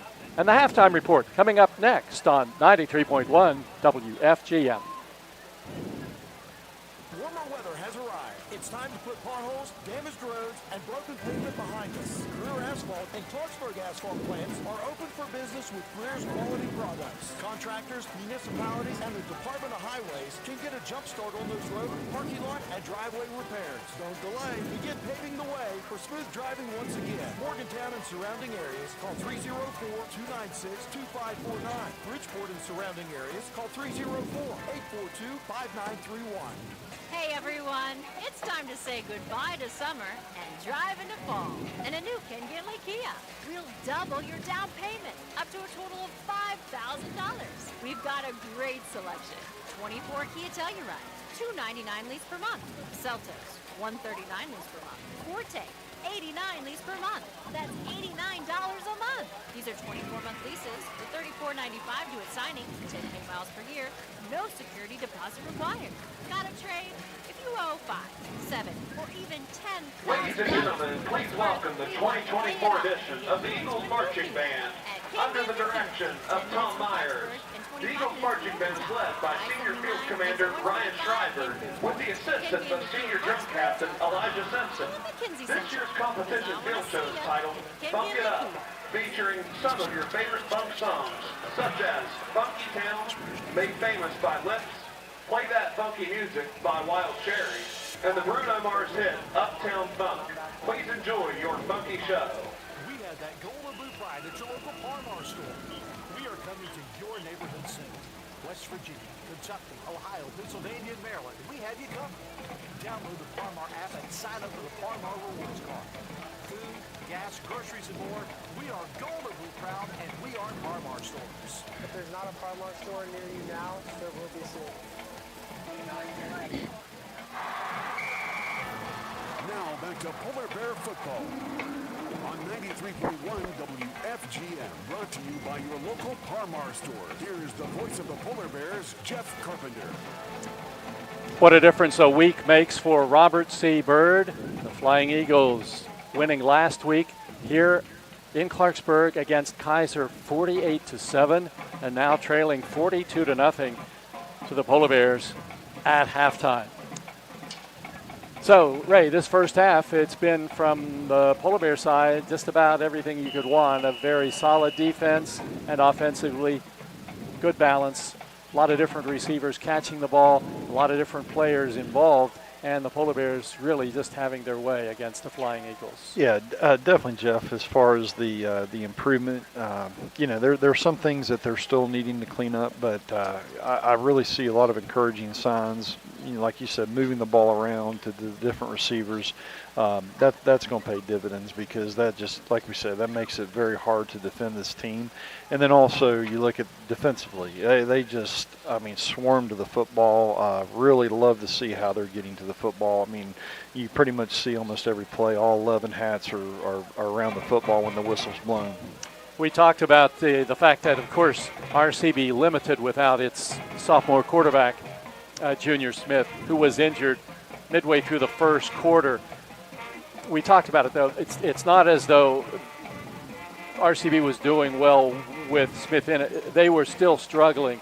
But then when he comes out of the game, it's as though they really have no hope, because he's so much a part of what they do offensively. Well, it's tough when you have a situation where, number one, you're bringing a young quarterback in, and then you're basically throwing them to the wolves against this Polar Bear defense. That's just a tough situation to be in for any quarterback, let alone a freshman quarterback. But I think the thing that Junior Smith provides is that he's able to give them the opportunity to not have to be so perfect up front. That's a luxury that you have when you have a dual threat quarterback, and they simply just don't have that right now. And when he was in the game, he was frustrated because he wasn't able to find an opening against the Polar Bears. In fact, take a look at his stats. He carried the ball for 250 yards last week against Kaiser, and he had quite a game. He ran for 4 touchdowns, he threw for 1, and he put up 465 yards of total offense. He scored on runs of 59, 52, 39, and 19 last week. And tonight, in his first 4 carries, he had a total of 7 yards. And then, of course, he was hurt in a play that we weren't really sure exactly what RCB was trying to do. It was a 4th down and long, and they got a snap, and we're not sure if they were going to punt or what they were going to do, but he was hurt and never came back. Yeah, not sure about the circumstances, but the thing is the officials, making that decision, if it's made in the name of what it is, it's made in the name of player safety. You have to respect that. It might not be the decision, as a competitor that you want, and I respect both sides as far as the competitive nature of the player. But in this day and age where we have to look at player safety, and that should be the first thing we're looking at, I fully respect the decision of these referees. If that's what they thought that was needed to keep this player safe, hats off to them. And what you're referring to is the fact that Smith returned at the start of the second quarter. He was on the field, lined up in the shotgun, and all of a sudden the official stopped the play, came over, and told him to go to the sidelines. And Smith took his helmet off while still on the field and just threw it hard into the turf. He didn't want to come out, but they took him off, had a conversation with the trainer, and he never returned. And I will tell you that as a football parent, I would have been absolutely behind what the officials did, because he did not look, even when he was back out there the second time, he didn't look like he was 100%. Yeah, and I think that's, with the education that's happening in this day and age of football, with player safety, I think it's so critical that, when a decision needs to be made on the behalf of the player, you can't trust the player to make it, because, every one of us wants to be the competitor and the warrior and go out and fight to the end, because that's just the nature that we have as a football player. But, when you've got people that are looking on your behalf and trying to be, trying to protect you, that's where we need to be. And I fully respect, I'm fully behind what they did. And to be perfectly honest, there's no reason for him to be playing even if he was maybe marginal or better, because they're not going to win that football game with him in the game. Yeah. And the only possibility that the worst could happen is he gets hurt again in a game that, I mean, you could tell by the way it was going. This was not a game that RCB was going to win. Right, and you know, and right now the situation that they're in, you know, it's not an enviable position to be in when you have, you know, a freshman quarterback and you really don't have the ability to throw the football. But I see that right now they're trying to be very cautious, and they're going to take their lumps tonight, obviously. But they want to preserve and protect this freshman quarterback and protect his confidence, and I think that's the right move by the coach. Coming up for RCB next week is a game against Preston. Against Liberty, and then they have Preston after that. The Polar Bears next week have Preston, and tonight North Marion has Preston, so Preston getting a feel for our area teams, but it will get better for the Flying Eagles after tonight, that's for sure, and certainly we hope that Smith can rally and get better and be able to play again next week. That would certainly make a big difference and make it worthwhile to sit out the second half of this game. Yeah, and again, fully respect the player as far as you know, wanting to be out there, but you know, I think it's the right decision in this moment.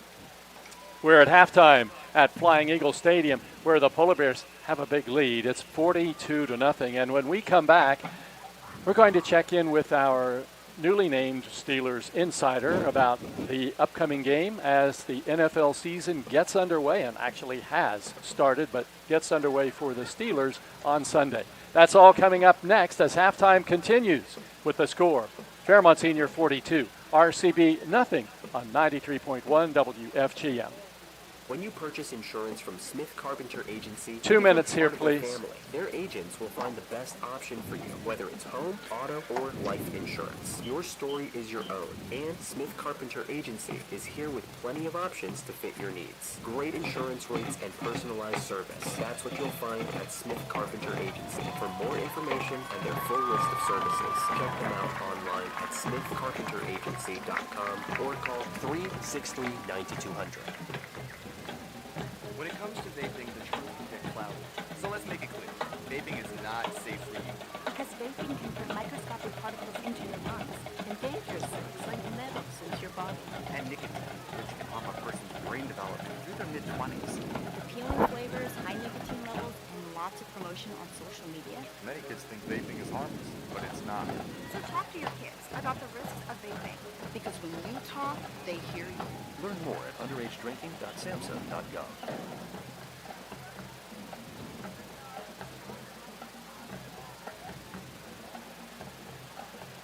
I'm Cora, and I'm 38, and I'm a WIC kid. I was a bigger kid. I was very active, but I've always been built bigger. So I stopped eating, and I only eat like 1 meal a day. Knowing the foundation helped me have a better relationship, because it's not the food, it's how you put it into your body. And eat healthier, eat right. WIC can help your family too. To learn more, visit wvdhr.gov/WIC. Apply today. Qualifications, rules, and limitations apply. Rates, rewards, and restrictions may vary by account. Contact institution for details. We are having such a good hair day. Selfie time! Oh, that reminds me. That's not a selfie. I'm taking a picture of this check I just got. With my institution's mobile deposit app, the money goes straight into my free Casasa checking account. So, a check selfie? A selfie? Oh, no, not a thing. With state-of-the-art Casasa checking, you get cash rewards and nationwide ATM withdrawal fee refunds every month you qualify. Ask Fairmont Federal Credit Union about Casasa checking. Membership eligibility requirements may apply. Federally insured by NCUA. Now back to Polar Bear football on 93.1 WFGM, brought to you by your local Parmar stores. Here's the voice of the Polar Bears, Jeff Carpenter. Tonight's halftime show is presented by West Virginia Prevention Solutions, and we get to this point of the broadcast that I always look forward to because it's always a learning experience, and we have our Steeler insider, but we are going to have to be upfront that you are a rookie insider. So we don't have necessarily high expectations for what you're going to tell us, but you got season opener coming up this weekend, and you're going to get a chance to watch your son play in his very first real live NFL game. Tell Yeah. me what those feelings are. Yeah, we're very excited as a family. I mean, we're looking forward to it. Know that he's prepared very hard, and obviously the whole team, the whole organization has, and that's what they work for. They work for to get to this point, and we're really excited to see what happens. Okay, now I need inside information here. When you have conversations with Zach and he talks about what it's like, what are the kinds of things he's experiencing now? I just think the big difference with I think it's really two things. I think it's the game speed, which I've said that's something that you really see the difference at this level, but also the details. I just think when you look at maybe whereas before the collegiate game, maybe the play call might have been a lot simpler. They might have a play, like you see it all the time when they show like a quarterback doing a play call. It's like a dissertation, and that's the NFL game. So you have to really know. You can't just halfway know it or partially know it. You have to really know it, and to do that, there's a lot of preparation. So I think those are the two big differences. I think one of the things that got me early on was when you had mentioned to me something about Russell Wilson having a conversation with Zach, and I'm thinking, wow, Russell Wilson, who has had great games in his past as an NFL quarterback, having a conversation with Zach, that just seems really neat. Yeah, it is. I mean, I think it's really humbling to think, that's where he's at, and I think he's handling it. Everything has been just the way you'd expect with him. I mean, he's handled it very calmly, and he just put his nose down and head down and just try to work hard and prepare as hard as he can. The preseason in the NFL doesn't mean very much, and you can tell when you watch the games because it's not as though they're necessarily trying to win as much as they're trying to find out game situations, how they can respond, and things they can do, and different personnel packages, things like that. You look at this team, and what do you see for Pittsburgh this season? I think it's just a really good mix of they have a lot of veteran leadership, with the Cam Haywards and T.J. Watts and Minka Fitzpatrick on the defensive side of the ball, and then the new additions, free agents, and then Isaac Seumalo. I know right now he's out, but just a lot of veteran leadership on both sides of the ball, and I mean it's just it's a really good mix because I think there are a lot of young guys that they have brought in that are very hungry, and I think they're ready to play their style of football. Now, before Zach became a Steeler, Pittsburgh wasn't necessarily your favorite NFL team. Am I right? I mean, I'm guilty. I grew up a Dolphins fan, but I have quickly, Jeff, become a major Pittsburgh Steeler fan, and that will not change. I am a Steelers fan for life now because I just. Like I said, I mean, the more, get to learn about the way they do things, it's just, I think it's the perfect fit for Zach. I mean, I just really do. It's just, they're just a very blue-collar, no-nonsense organization. They're about football, and, I think it's just a great situation for him to be in. So what you're really saying is that even if Zach weren't playing for the Steelers and you know what you know now about them, would be a big Steelers fan. Because I think I mentioned it before to you that last week that, going to a game and seeing, a full-scale tackle football game in the parking lot, those are people that are serious about football. And, I just think it's really something neat to see. I mean, you look in, just see their level of, how they support their team, but also just the way that they understand the game. They understand, football. I mean, they really do, and so they understand their team and they understand what's going on. So that's the latest for the Steelers, who open the season this Sunday in Atlanta. And so our best wishes to our favorite Steeler, Zach Frazier, who Thank you. just happens to be yours too. Yeah. It's halftime here at RCB. The Polar Bears leading 42-0 over the Flying Eagles, and we're going to check the stats and scores around the state coming up next here on 93.1 WFGM. Qualifications and rules apply. See institution for details. Last play of the game, folks. And the snap. Drops back. Whoa. Changes mind. Down the sideline. The 40, the 30, the 20, the 10. Kasasa! Unbelievable! Did you see that? Kasasa! Not to be a buzzkill, but what's Kasasa? We're glad you asked that. Kasasa. It's a catchy word for earning cash. Free Kasasa checking rewards you in cash. See your friends at Fairmont Federal Credit Union and ask for Kasasa checking. Membership eligibility requirements may apply. Federally insured by the NCUA. Your trusted name in commercial restoration across the Mid-Atlantic for over 30 years, Rebuilders is here to help you get back to business with pre-disaster plans. Family-owned and IICRC certified, our PDPs offer peace of mind before disaster with same-day dry, secure, and clean guarantees to minimize costly downtime. Disasters don't plan, but you can. Contact Rebuilders today to protect your properties with a pre-disaster plan. Rebuilders Commercial Restoration, helping you get back to business.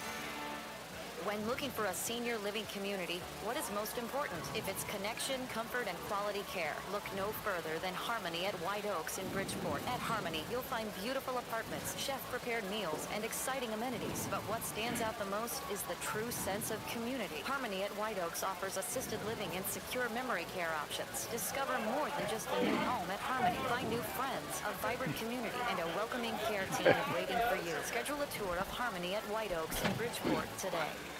Warmer weather has arrived. It's time to put potholes, damaged roads, and broken pavement behind us. Greer Asphalt and Clarksburg Asphalt plants are open for business with Greer's quality products. Contractors, municipalities, and the Department of Highways can get a jump start on those road, parking lot, and driveway repairs. Don't delay. Begin paving the way for smooth driving once again. Morgantown and surrounding areas, call 304-296-2549.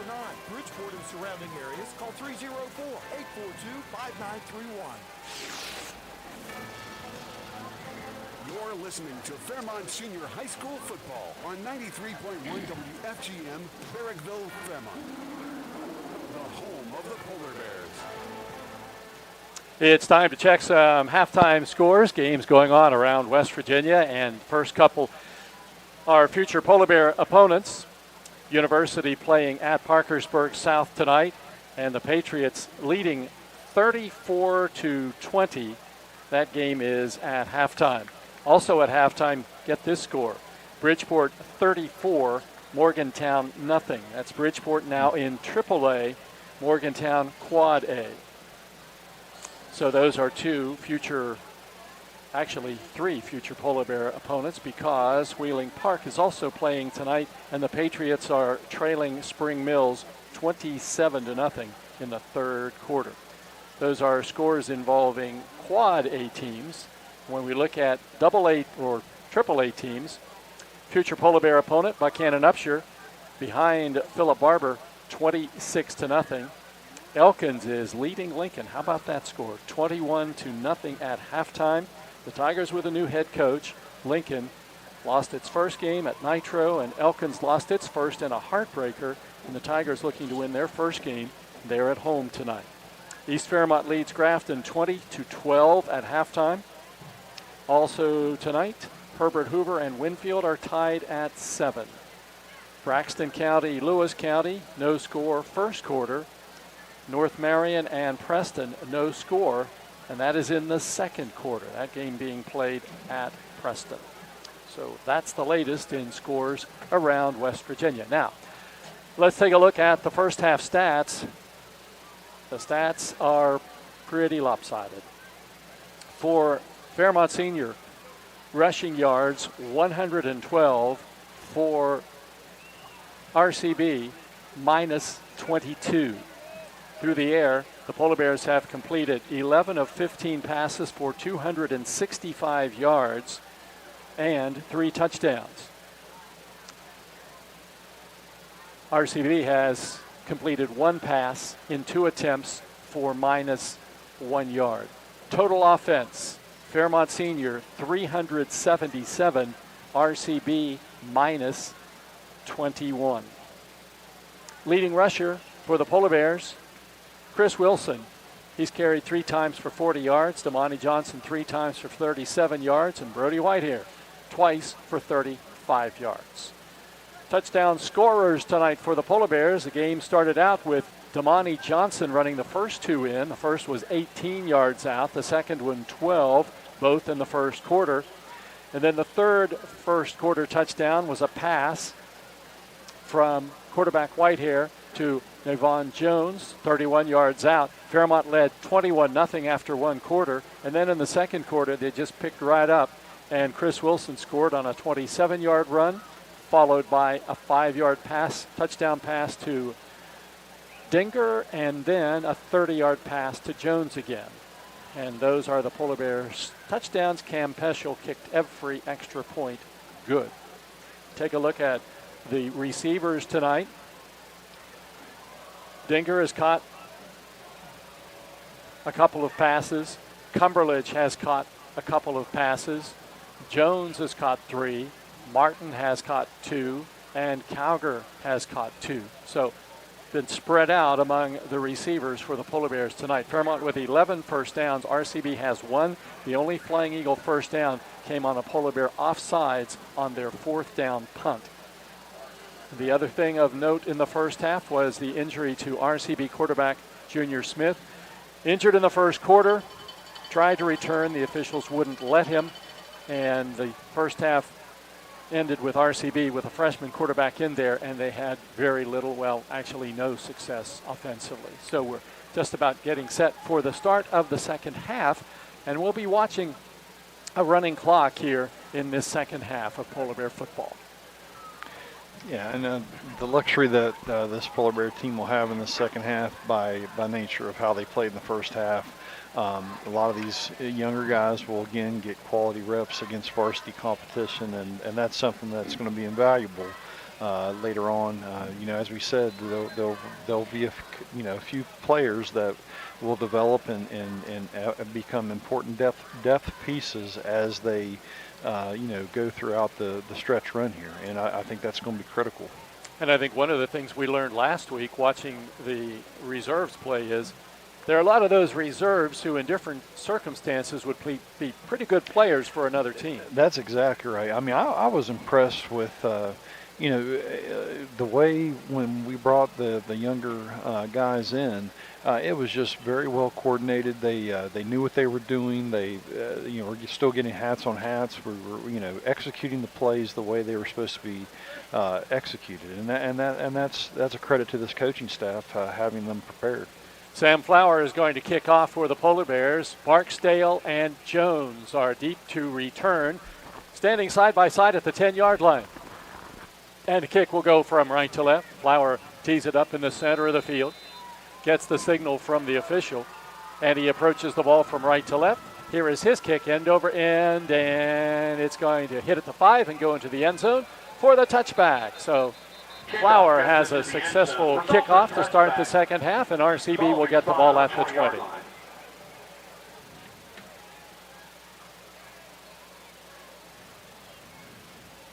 We mentioned last week, probably most everybody knows this, but Sam Flower's brother Nate, a Polar Bear kicker, is now at WVU. And you see him on the sidelines and has done really well there.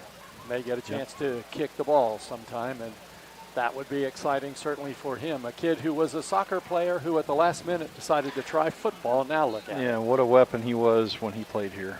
First down and 10 for the Flying Eagles. And there's the deep handoff to Jones, and there's nothing. Gets back to the 20-yard line. That'll be all. Yeah, guess who? Logan Canfield.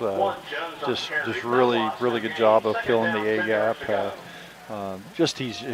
He's very savvy football player. I mean, he's always around the football. I mean, we've said that many times over the past couple of years, but he just is. He's just always figuring out how to be around the football. Snodgrass, the freshman quarterback, still in the game. He replaced the sophomore starter, Junior Smith, and he redirects his running back. As RCB goes second down and 10, and the handoff goes to Swiger off the left side, and Swiger is swallowed up behind the line of scrimmage. Loss on the play. Hunter Bigelow came away with the ball, but he was already down. It'll be a loss of 3, and third down and 13 coming up. Yeah, it's so hard. I mean, right now, 3rd and 13, as they have not shown the ability to throw the football, and 3rd and 13 is a really difficult spot to be in. Latrell Jones, get this stat. He's carried the football 11 times and has 5 yards. 3rd down, 13. Football back at the RCB 17. They send wideouts to the left, 1 to the right. And the quarterback on a design run gets back to the line of scrimmage, and that's it. That was closed down pretty quickly as Swiger took the snap, and he quickly ran into Hunter Bigelow. And it's going to be 4th down and 13. Snodgrass on the carry. Loss of 1 on the play. 4th down, 14 yards to go. Punting situation for Stratton Waddell, who stands inside his 5. Canfield back to return for the Polar Bears. Punt is away. This one's a little shorter, and he gets it on the run. Canfield at the 43, gets down to the 40, down to the 30, the 20, the 10, the 5. He's into the end zone. It's a Polar Bear touchdown. Logan Canfield on the punt return for a TD, and the Polar Bears score with 9:38 to go in the 3rd quarter and lead it 48-0. I said it last week, and I'm going to say it again. I really feel like Logan Canfield is a high school version of a Julian Edelman, and again, that's very high praise. I mean, I think he can do a little bit of everything, and the way he just fielded that punt coming up and just having the savviness to be able to run that back for a touchdown, that's something you don't see a lot.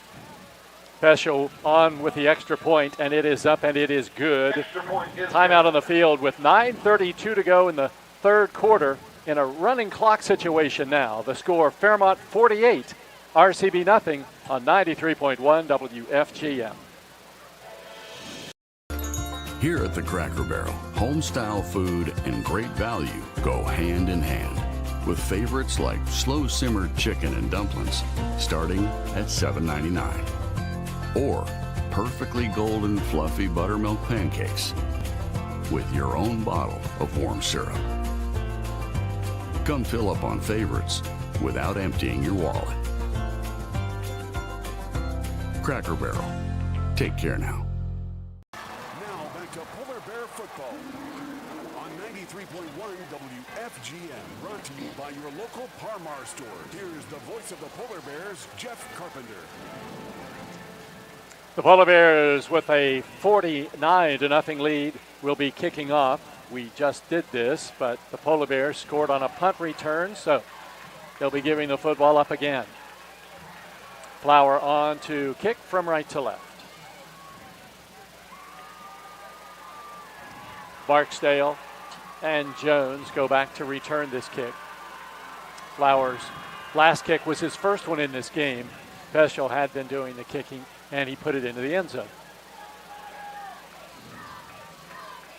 48, Sam Flower, up for the And kickoff. Sam, by the way, is a junior, so he's got another year after this one. And here is Flower's kick. End over end, shorter this time. Jones comes up and gets it at the 12. Gets out over the 15, up to the 20. To the near side of the field, he gets to the 30-yard line, and along the sidelines is run down close to the 35. And it'll be 1st and 10 for RCB at that point. Lowther in on the stop for the Polar Bears, helping get him out of bounds. That's Jackson Lowther, the sophomore. 9 minutes to go. 1st down and 10. RCB with the ball, trailing the Polar Bears 49-0. David Watson in the game, outside linebacker for Fairmont. Papali in there as well. Atkinson along the front line with Bracero. Jordan Wagner wearing number 26 tonight, corner on the near side. Handoff goes to Swiger off the left side, and he's hit and brought down at about the line of scrimmage. No gain on the play. Carry by 24, Thomas. Yeah, nice job by Carrillo that time. Tackled by number Taking the 6, proper angle, flattening out as you should. Did a really good job of pursuing and flattening out to make that play. Second down, 10, the ball at the RCB 35. They move from left to right, all green uniforms on the far hash marks. Handoff, ball carried up the middle by Barksdale. Atkinson grabs him and throws him down at about the 38-yard line, but he's going to get about 3 yards, and it's going to be 3rd down and 7 for RCB. Game at 3 on the play. 3rd down, 7 yards to go. Atkinson on the tackle for the Polar Bears. He's a senior, 6'2", 280 pounds. Saw some playing time last year as a junior in a reserve role. 3rd down and 7. 2 receivers to the near side, 1 to the left. Snodgrass, the quarterback, and he hands it off, and the ball pops loose on the handoff, and let's see who's got it. The Polar Bears signal they do, but it depends on what the officials signal. And the officials say it's Polar Bear football. So Fairmont Senior gets the turnover and has the football in RCB territory at the 43-yard line. Turned out to be a 5-yard gain, but a fumble gives Fairmont Senior the ball. Yeah, that's something encouraging to see. Always you want to see, the creation of turnovers by the defense, and that a lot of that's a result of hustling and getting more than one person to the football. 1st down 10, Fairmont Senior from the 43-yard line. Whitehair in at the quarterback spot. Boda running back behind him. Polar Bears on top, 49-0 midway through the 3rd quarter. Whitehair gives it to Boda. Boda off the left side, and he'll take it down to about the 41. He'll get a couple of yards on the play before he's hit and brought down. Tristan Ramsey, the center for the Polar Bears. Deshaun Floyd, the guard. Powers Dawson, the tackle. On the other side, it's Arbogast and Bigelow, the offensive lineman. 2-yard gain for Taryn Boda. 2nd down, 8 yards to go for the Polar Bears. Quarterback in the pistol, he has a running back behind him, and that's Boda. He fakes it to him. Now he throws it over the middle, and the pass is caught by Cumberledge at the 15, inside the 10, the 5, and he's into the end zone. It's a Polar Bear touchdown. Trey Cumberledge catches the TD pass, and the Polar Bears lead it 55-0. Yeah, they bring A-gap pressure that time, and Arbogast, a really nice job. When you bring that pressure, linebacker has a running start. You can't give up ground, and he met that the way you're supposed to, and it was real firm in protection that time, picking it up. Cumberledge gets the touchdown, and Pescia will attempt the extra point from right to left. Good snap, kick up, kick good. Timeout, 6:14 to go, 3rd quarter. The score, Fairmont Senior 55, RCB nothing on 93.1 WFGM. Hi, my name's Zach Frazier, and I'm from Fairmont, West Virginia. And when I'm back at home in Fairmont, you'll find me at my local Parmar store. We had that Golden Boot pride at Parmar. There are literally hundreds of Parmar stores in West Virginia, Kentucky, Ohio, and Pennsylvania, and even more on the way. Download the Parmar app to save even more. And whether it's food, gas, groceries, or whatever, we have you covered at Parmar. West Virginia proud and ready to serve you. If there's not a Parmar store near you now, there will be soon. Now back to Polar Bear football on 93.1 WFGM. Brought to you by your local Parmar store. Here's the voice of the Polar Bears, Jeff Carpenter. Brody Whitehair has thrown for 306 yards tonight, and he has thrown another touchdown pass, his 4th of the night, and Fairmont Senior leads it now 56-0.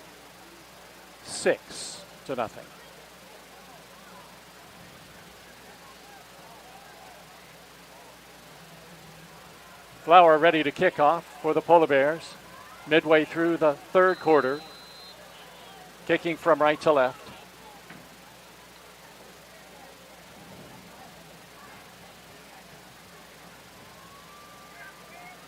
And the kick caught high over his head by Barksdale at the 5-yard line, gets to the 10, the 15, the 20, the 25, the 30, the 35, the 40, down the sidelines of the 50, hit at the 45, doesn't go out, and then is hit inside the 30 and goes out of bounds at about the 27-yard line.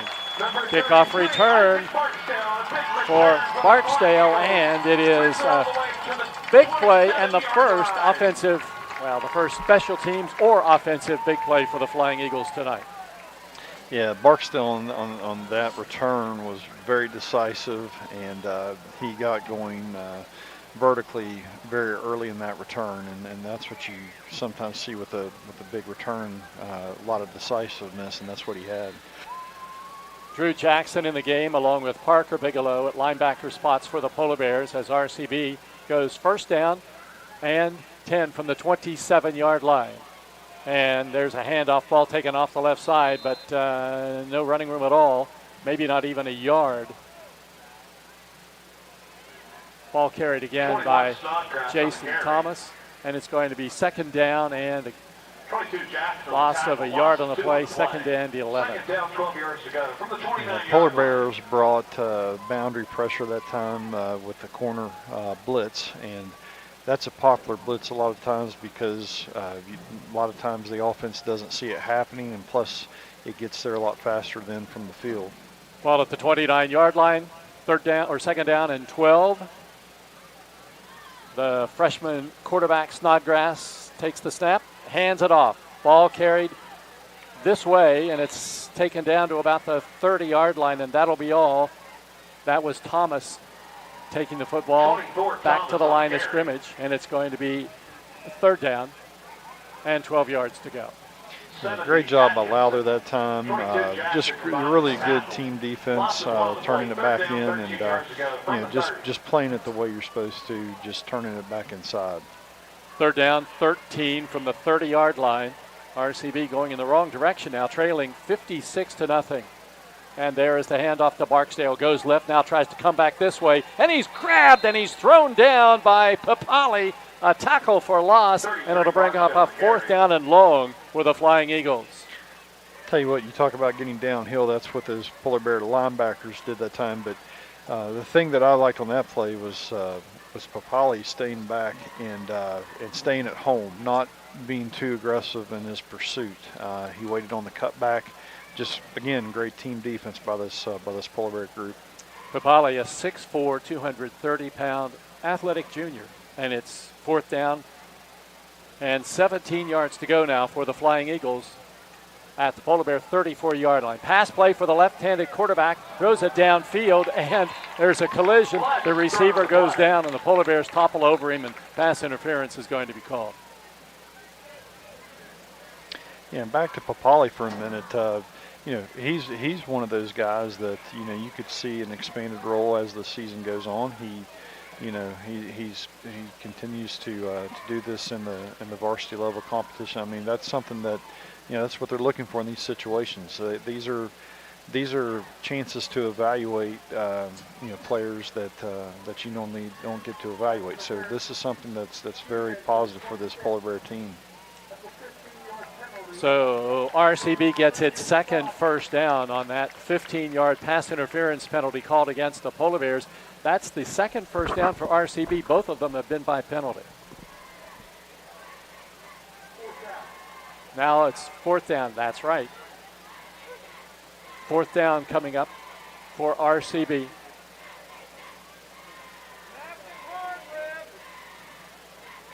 Forgot then it's no longer an automatic first down on pass interference, which I think is a terrible rule change.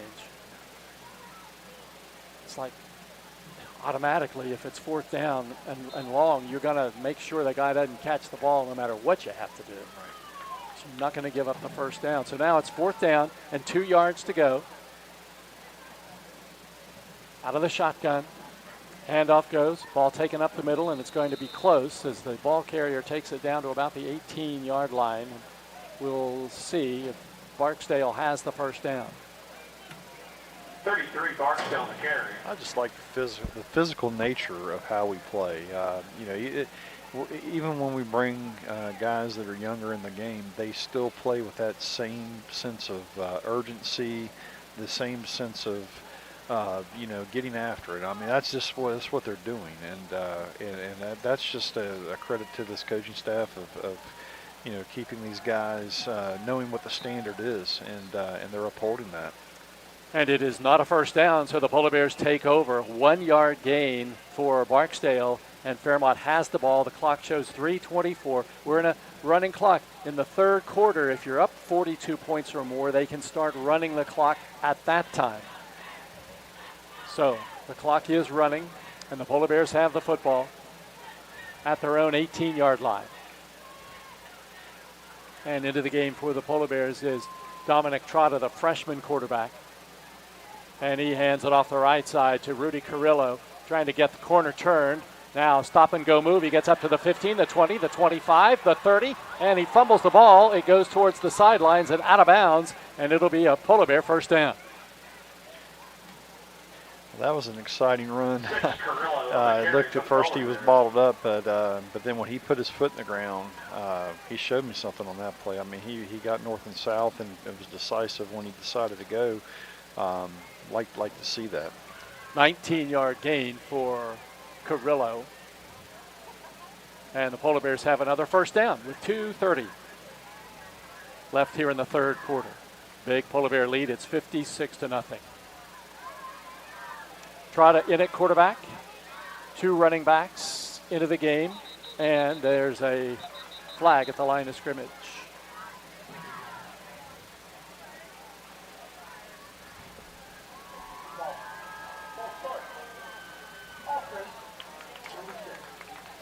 Carrillo just took a little half step before the snap of the ball. Flag on the play. False start on the offense. That'll be a 5-yard penalty. 5-yard penalty. Polar Bears have done better with penalties tonight than last week when it was nearly 130 yards in flags. And that's big improvement. That's what you're looking for in this this jump to the second game. First down, 15. Ball comes back now to the 32-yard line. And here is Trotta on a quarterback keeper off the right side, and he didn't fool RCB's defender over there who made a nice play. Making the stop for RCB was Kendrick Williams. Ball is at the 29-yard line. So it's going to be a loss.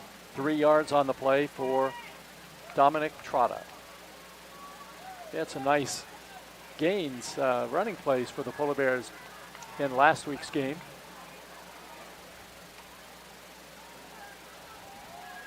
Carried the ball a couple times, 35 yards. Second down, about 17 to go. Handoff, ball taken off the right side by Rapchak, and Rapchak runs hard, gets it over the 35, up to the 38, and there's a late flag thrown.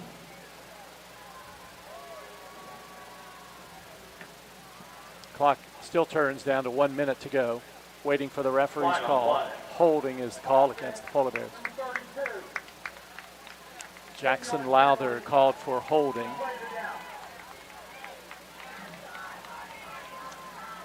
The spot of the foul was behind the line of scrimmage. So there'll be no gain, no run for Rapchak on that carry. The thing that I would say right now with this young offensive line is you're not seeing a lot of what we call MAs, a lot of missed assignments. So you don't see a lot of people running free.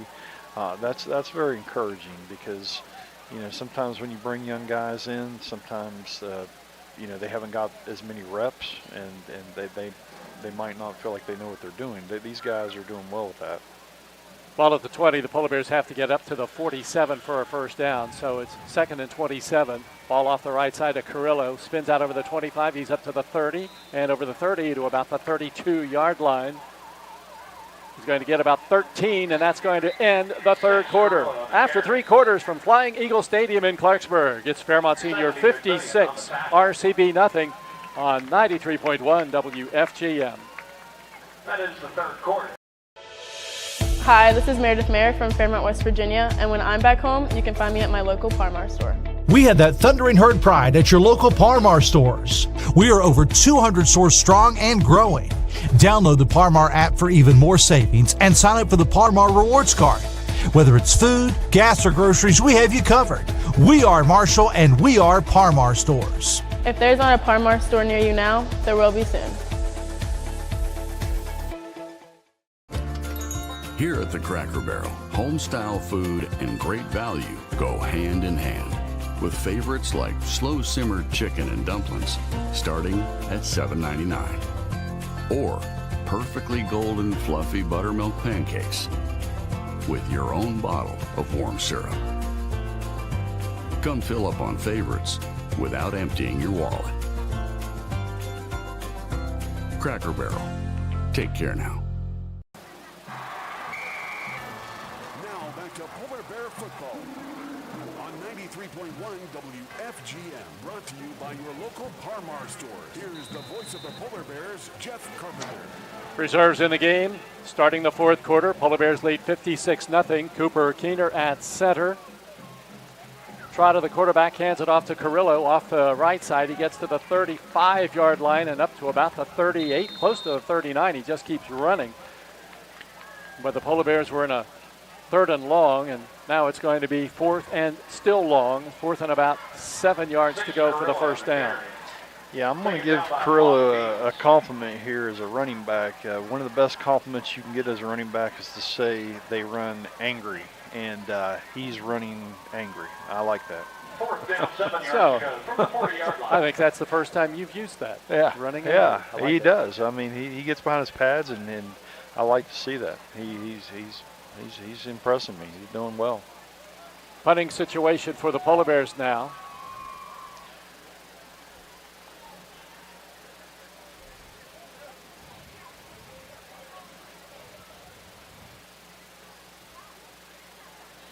The line of scrimmage is the 40, and it's 4th down and 7 yards to go.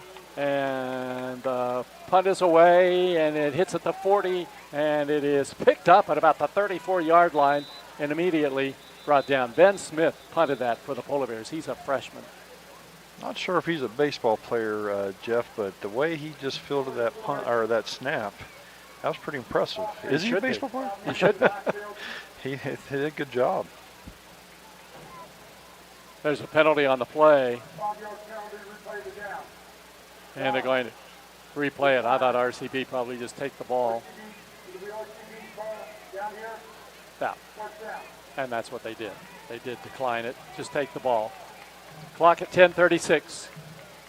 Running clock, 4th quarter. Polar Bears on top, 56-0. Second straight week of the running clock situation.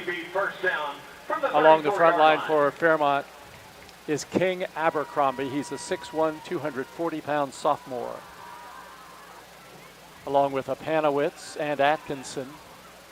Lowther in the game, one of the linebacker spots. Quarterback, Snodgrass, freshman, hands it off. Thomas gets it, and Thomas has no place to go. The Polar Bears just bunched it up the defenders at the line of scrimmage, and there was no place to go. Apanowitz was there for Fairmont Senior. 24 Thomas on the carry, brought down by number 64.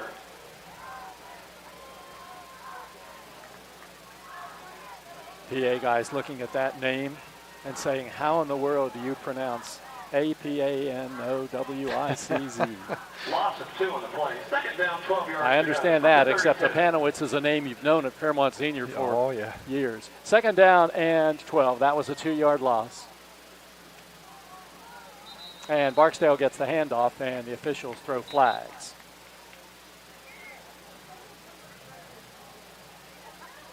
Yeah, I think they're going to get us for encroachment there.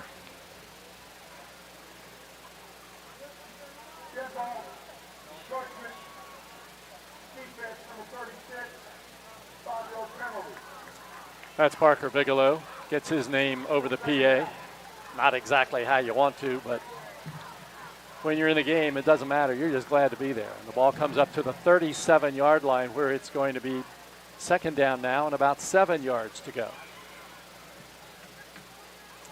The Flying Eagles have their quarterback between the two running backs now, shift out of that formation, and just Barksdale to his left. Barksdale gets the handoff off the right side, little hole, takes it up to the 40, and then is tackled by 3 white jerseys.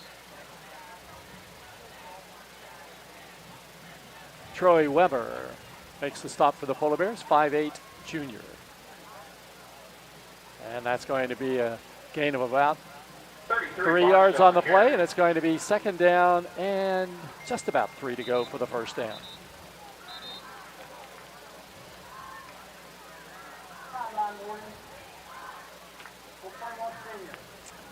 Clock shows 8:20. Polar Bears lead 56-0. Clock turning. RCB has Barksdale behind the quarterback Snodgrass on this 3rd and short play. And the handoff goes to Barksdale, and he's hit. He's going nowhere. It's Jackson Lowther had his arms wrapped around him while he was behind the line of scrimmage, and gets credit for the tackle. Flag on the play. Flag on the play. Yeah, I think they're going to get Lowther after that play. I don't know what happened, but I think something post play. Unsportsmanlike conduct. Number 32, defense, taunting. So taunting is the call against Lowther, personal foul, or unsportsmanlike conduct is the call against him. Yeah, go back to, obviously football being an emotional game, and but you have to control those emotions and just realize everybody's dependent on everybody, and that's something that I know this coaching staff will continue to reiterate. But you have to make sure that you do things that are the interests of the team. You have to think about that, channel that emotion the right way. So RCB gets its 3rd first down tonight, and all 3 first downs have been by penalties, and they've been all different penalties. 3rd down, 10 yards to go. High snap, quarterback gets it, handoff goes off the right side, and there's no running room at all. Be a loss on the play as Barksdale carries it again, and it's going to be second down and 11. This clock is down to 6:35 to go. Yeah, credit these young guys coming in. I mean, they're just no drop off in the style of play. They're still playing with a physical nature, physical way of playing, and that's just something that will carry with them as they continue to move up and become and have the greater role. That's something encouraging to see. Second down, 11 yards to go. They send 2 receivers to the left, 1 to the right. And the quarterback hands it off to Barksdale again. Barksdale off the right side, a little bit of an opening, takes it down to about the 45-yard line. Couple yards, maybe 3 on the play. Give him a gain of 3, and it'll bring up a 3rd down and about 8.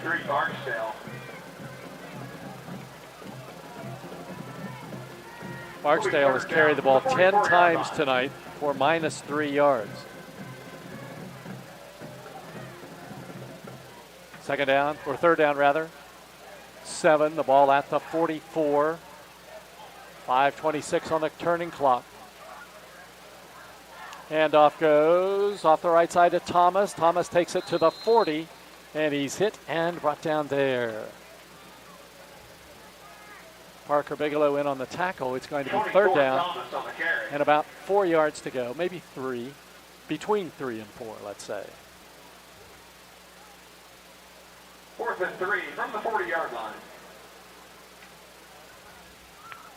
Next week, the Polar Bears on the road in Kingwood against Preston. And next week for RCB on the road against Liberty. 4th down, 3 yards to go. Polar Bears would love to get a stop here. Quarterback gives it to Barksdale. Barksdale hit as he crosses the 40 to the 39, and he'll not get the first down. And the Polar Bears will hold on downs and get the football.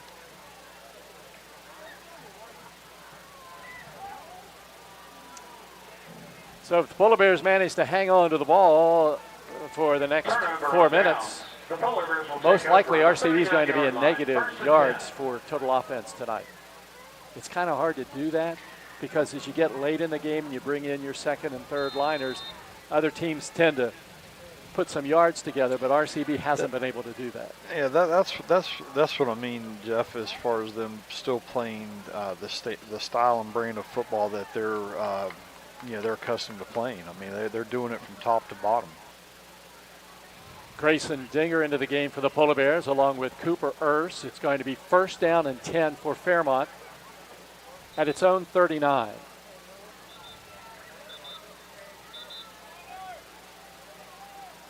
And we have a timeout called by the Polar Bears. Just too many personnel moves. They had to call time. Timeout, 3:39 to go, fourth quarter. The score, Fairmont 56, RCB nothing on 93.1 WFGM. Qualifications. Hi, my name's Zach Frazier and I'm from Fairmont, West Virginia. And when I'm back at home in Fairmont, you'll find me at my local Parmar store. We had that Golden Boot pride at Parmar. There are literally hundreds of Parmar stores in West Virginia, Kentucky, Ohio, and Pennsylvania, and even more on the way. Download the Parmar app to save even more. And whether it's food, gas, groceries, or whatever, we have you covered at Parmar. West Virginia proud and ready to serve you. If there's not a Parmar store near you now, there will be soon. Now back to Polar Bear football on 93.1 WFGM, brought to you by your local Parmar store. Here's the voice of the Polar Bears, Jeff Carpenter. It's a running clock, 3:25 to go. The Polar Bears have it at their own 39-yard line. 1st down and 10. Trotta hands the ball off to Rapchek coming this way. Cuts inside at the 40. Flag is thrown as he takes it to the 45, the 50, to the center of the field, and he goes down at about the 40-yard line. But a flag is thrown on the play and a penalty pending back at the line of scrimmage.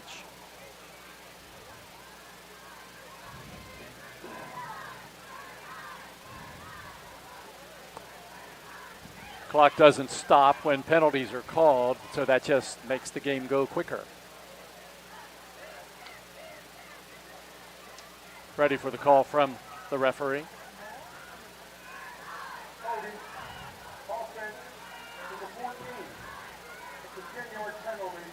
So DeLynn Johnson, a 5'9" freshman, gets hit for a holding penalty. That's 8 flags against the Polar Bears tonight. For 70 yards. 1st down and, I'm sorry, that was a 10-yard penalty. 1st down and 20. I think I wrote down 5. But it is 1st down and 20 for the Polar Bears. The ball comes back to the 29-yard line. Clock down to 2 minutes to go. Trotta, the quarterback, gives it off to Grayson Dinger off the left side. He gets to the 25. He's up to the 30, the 35, the 40, down the sidelines at the 50. Cuts inside and goes down inside the 50 at about the 45-yard line. That's Cannon's younger brother, freshman Grayson Dinger, and there's no flag on the play. That'll be a 26-yard run. Ball spotted at the 44-yard line.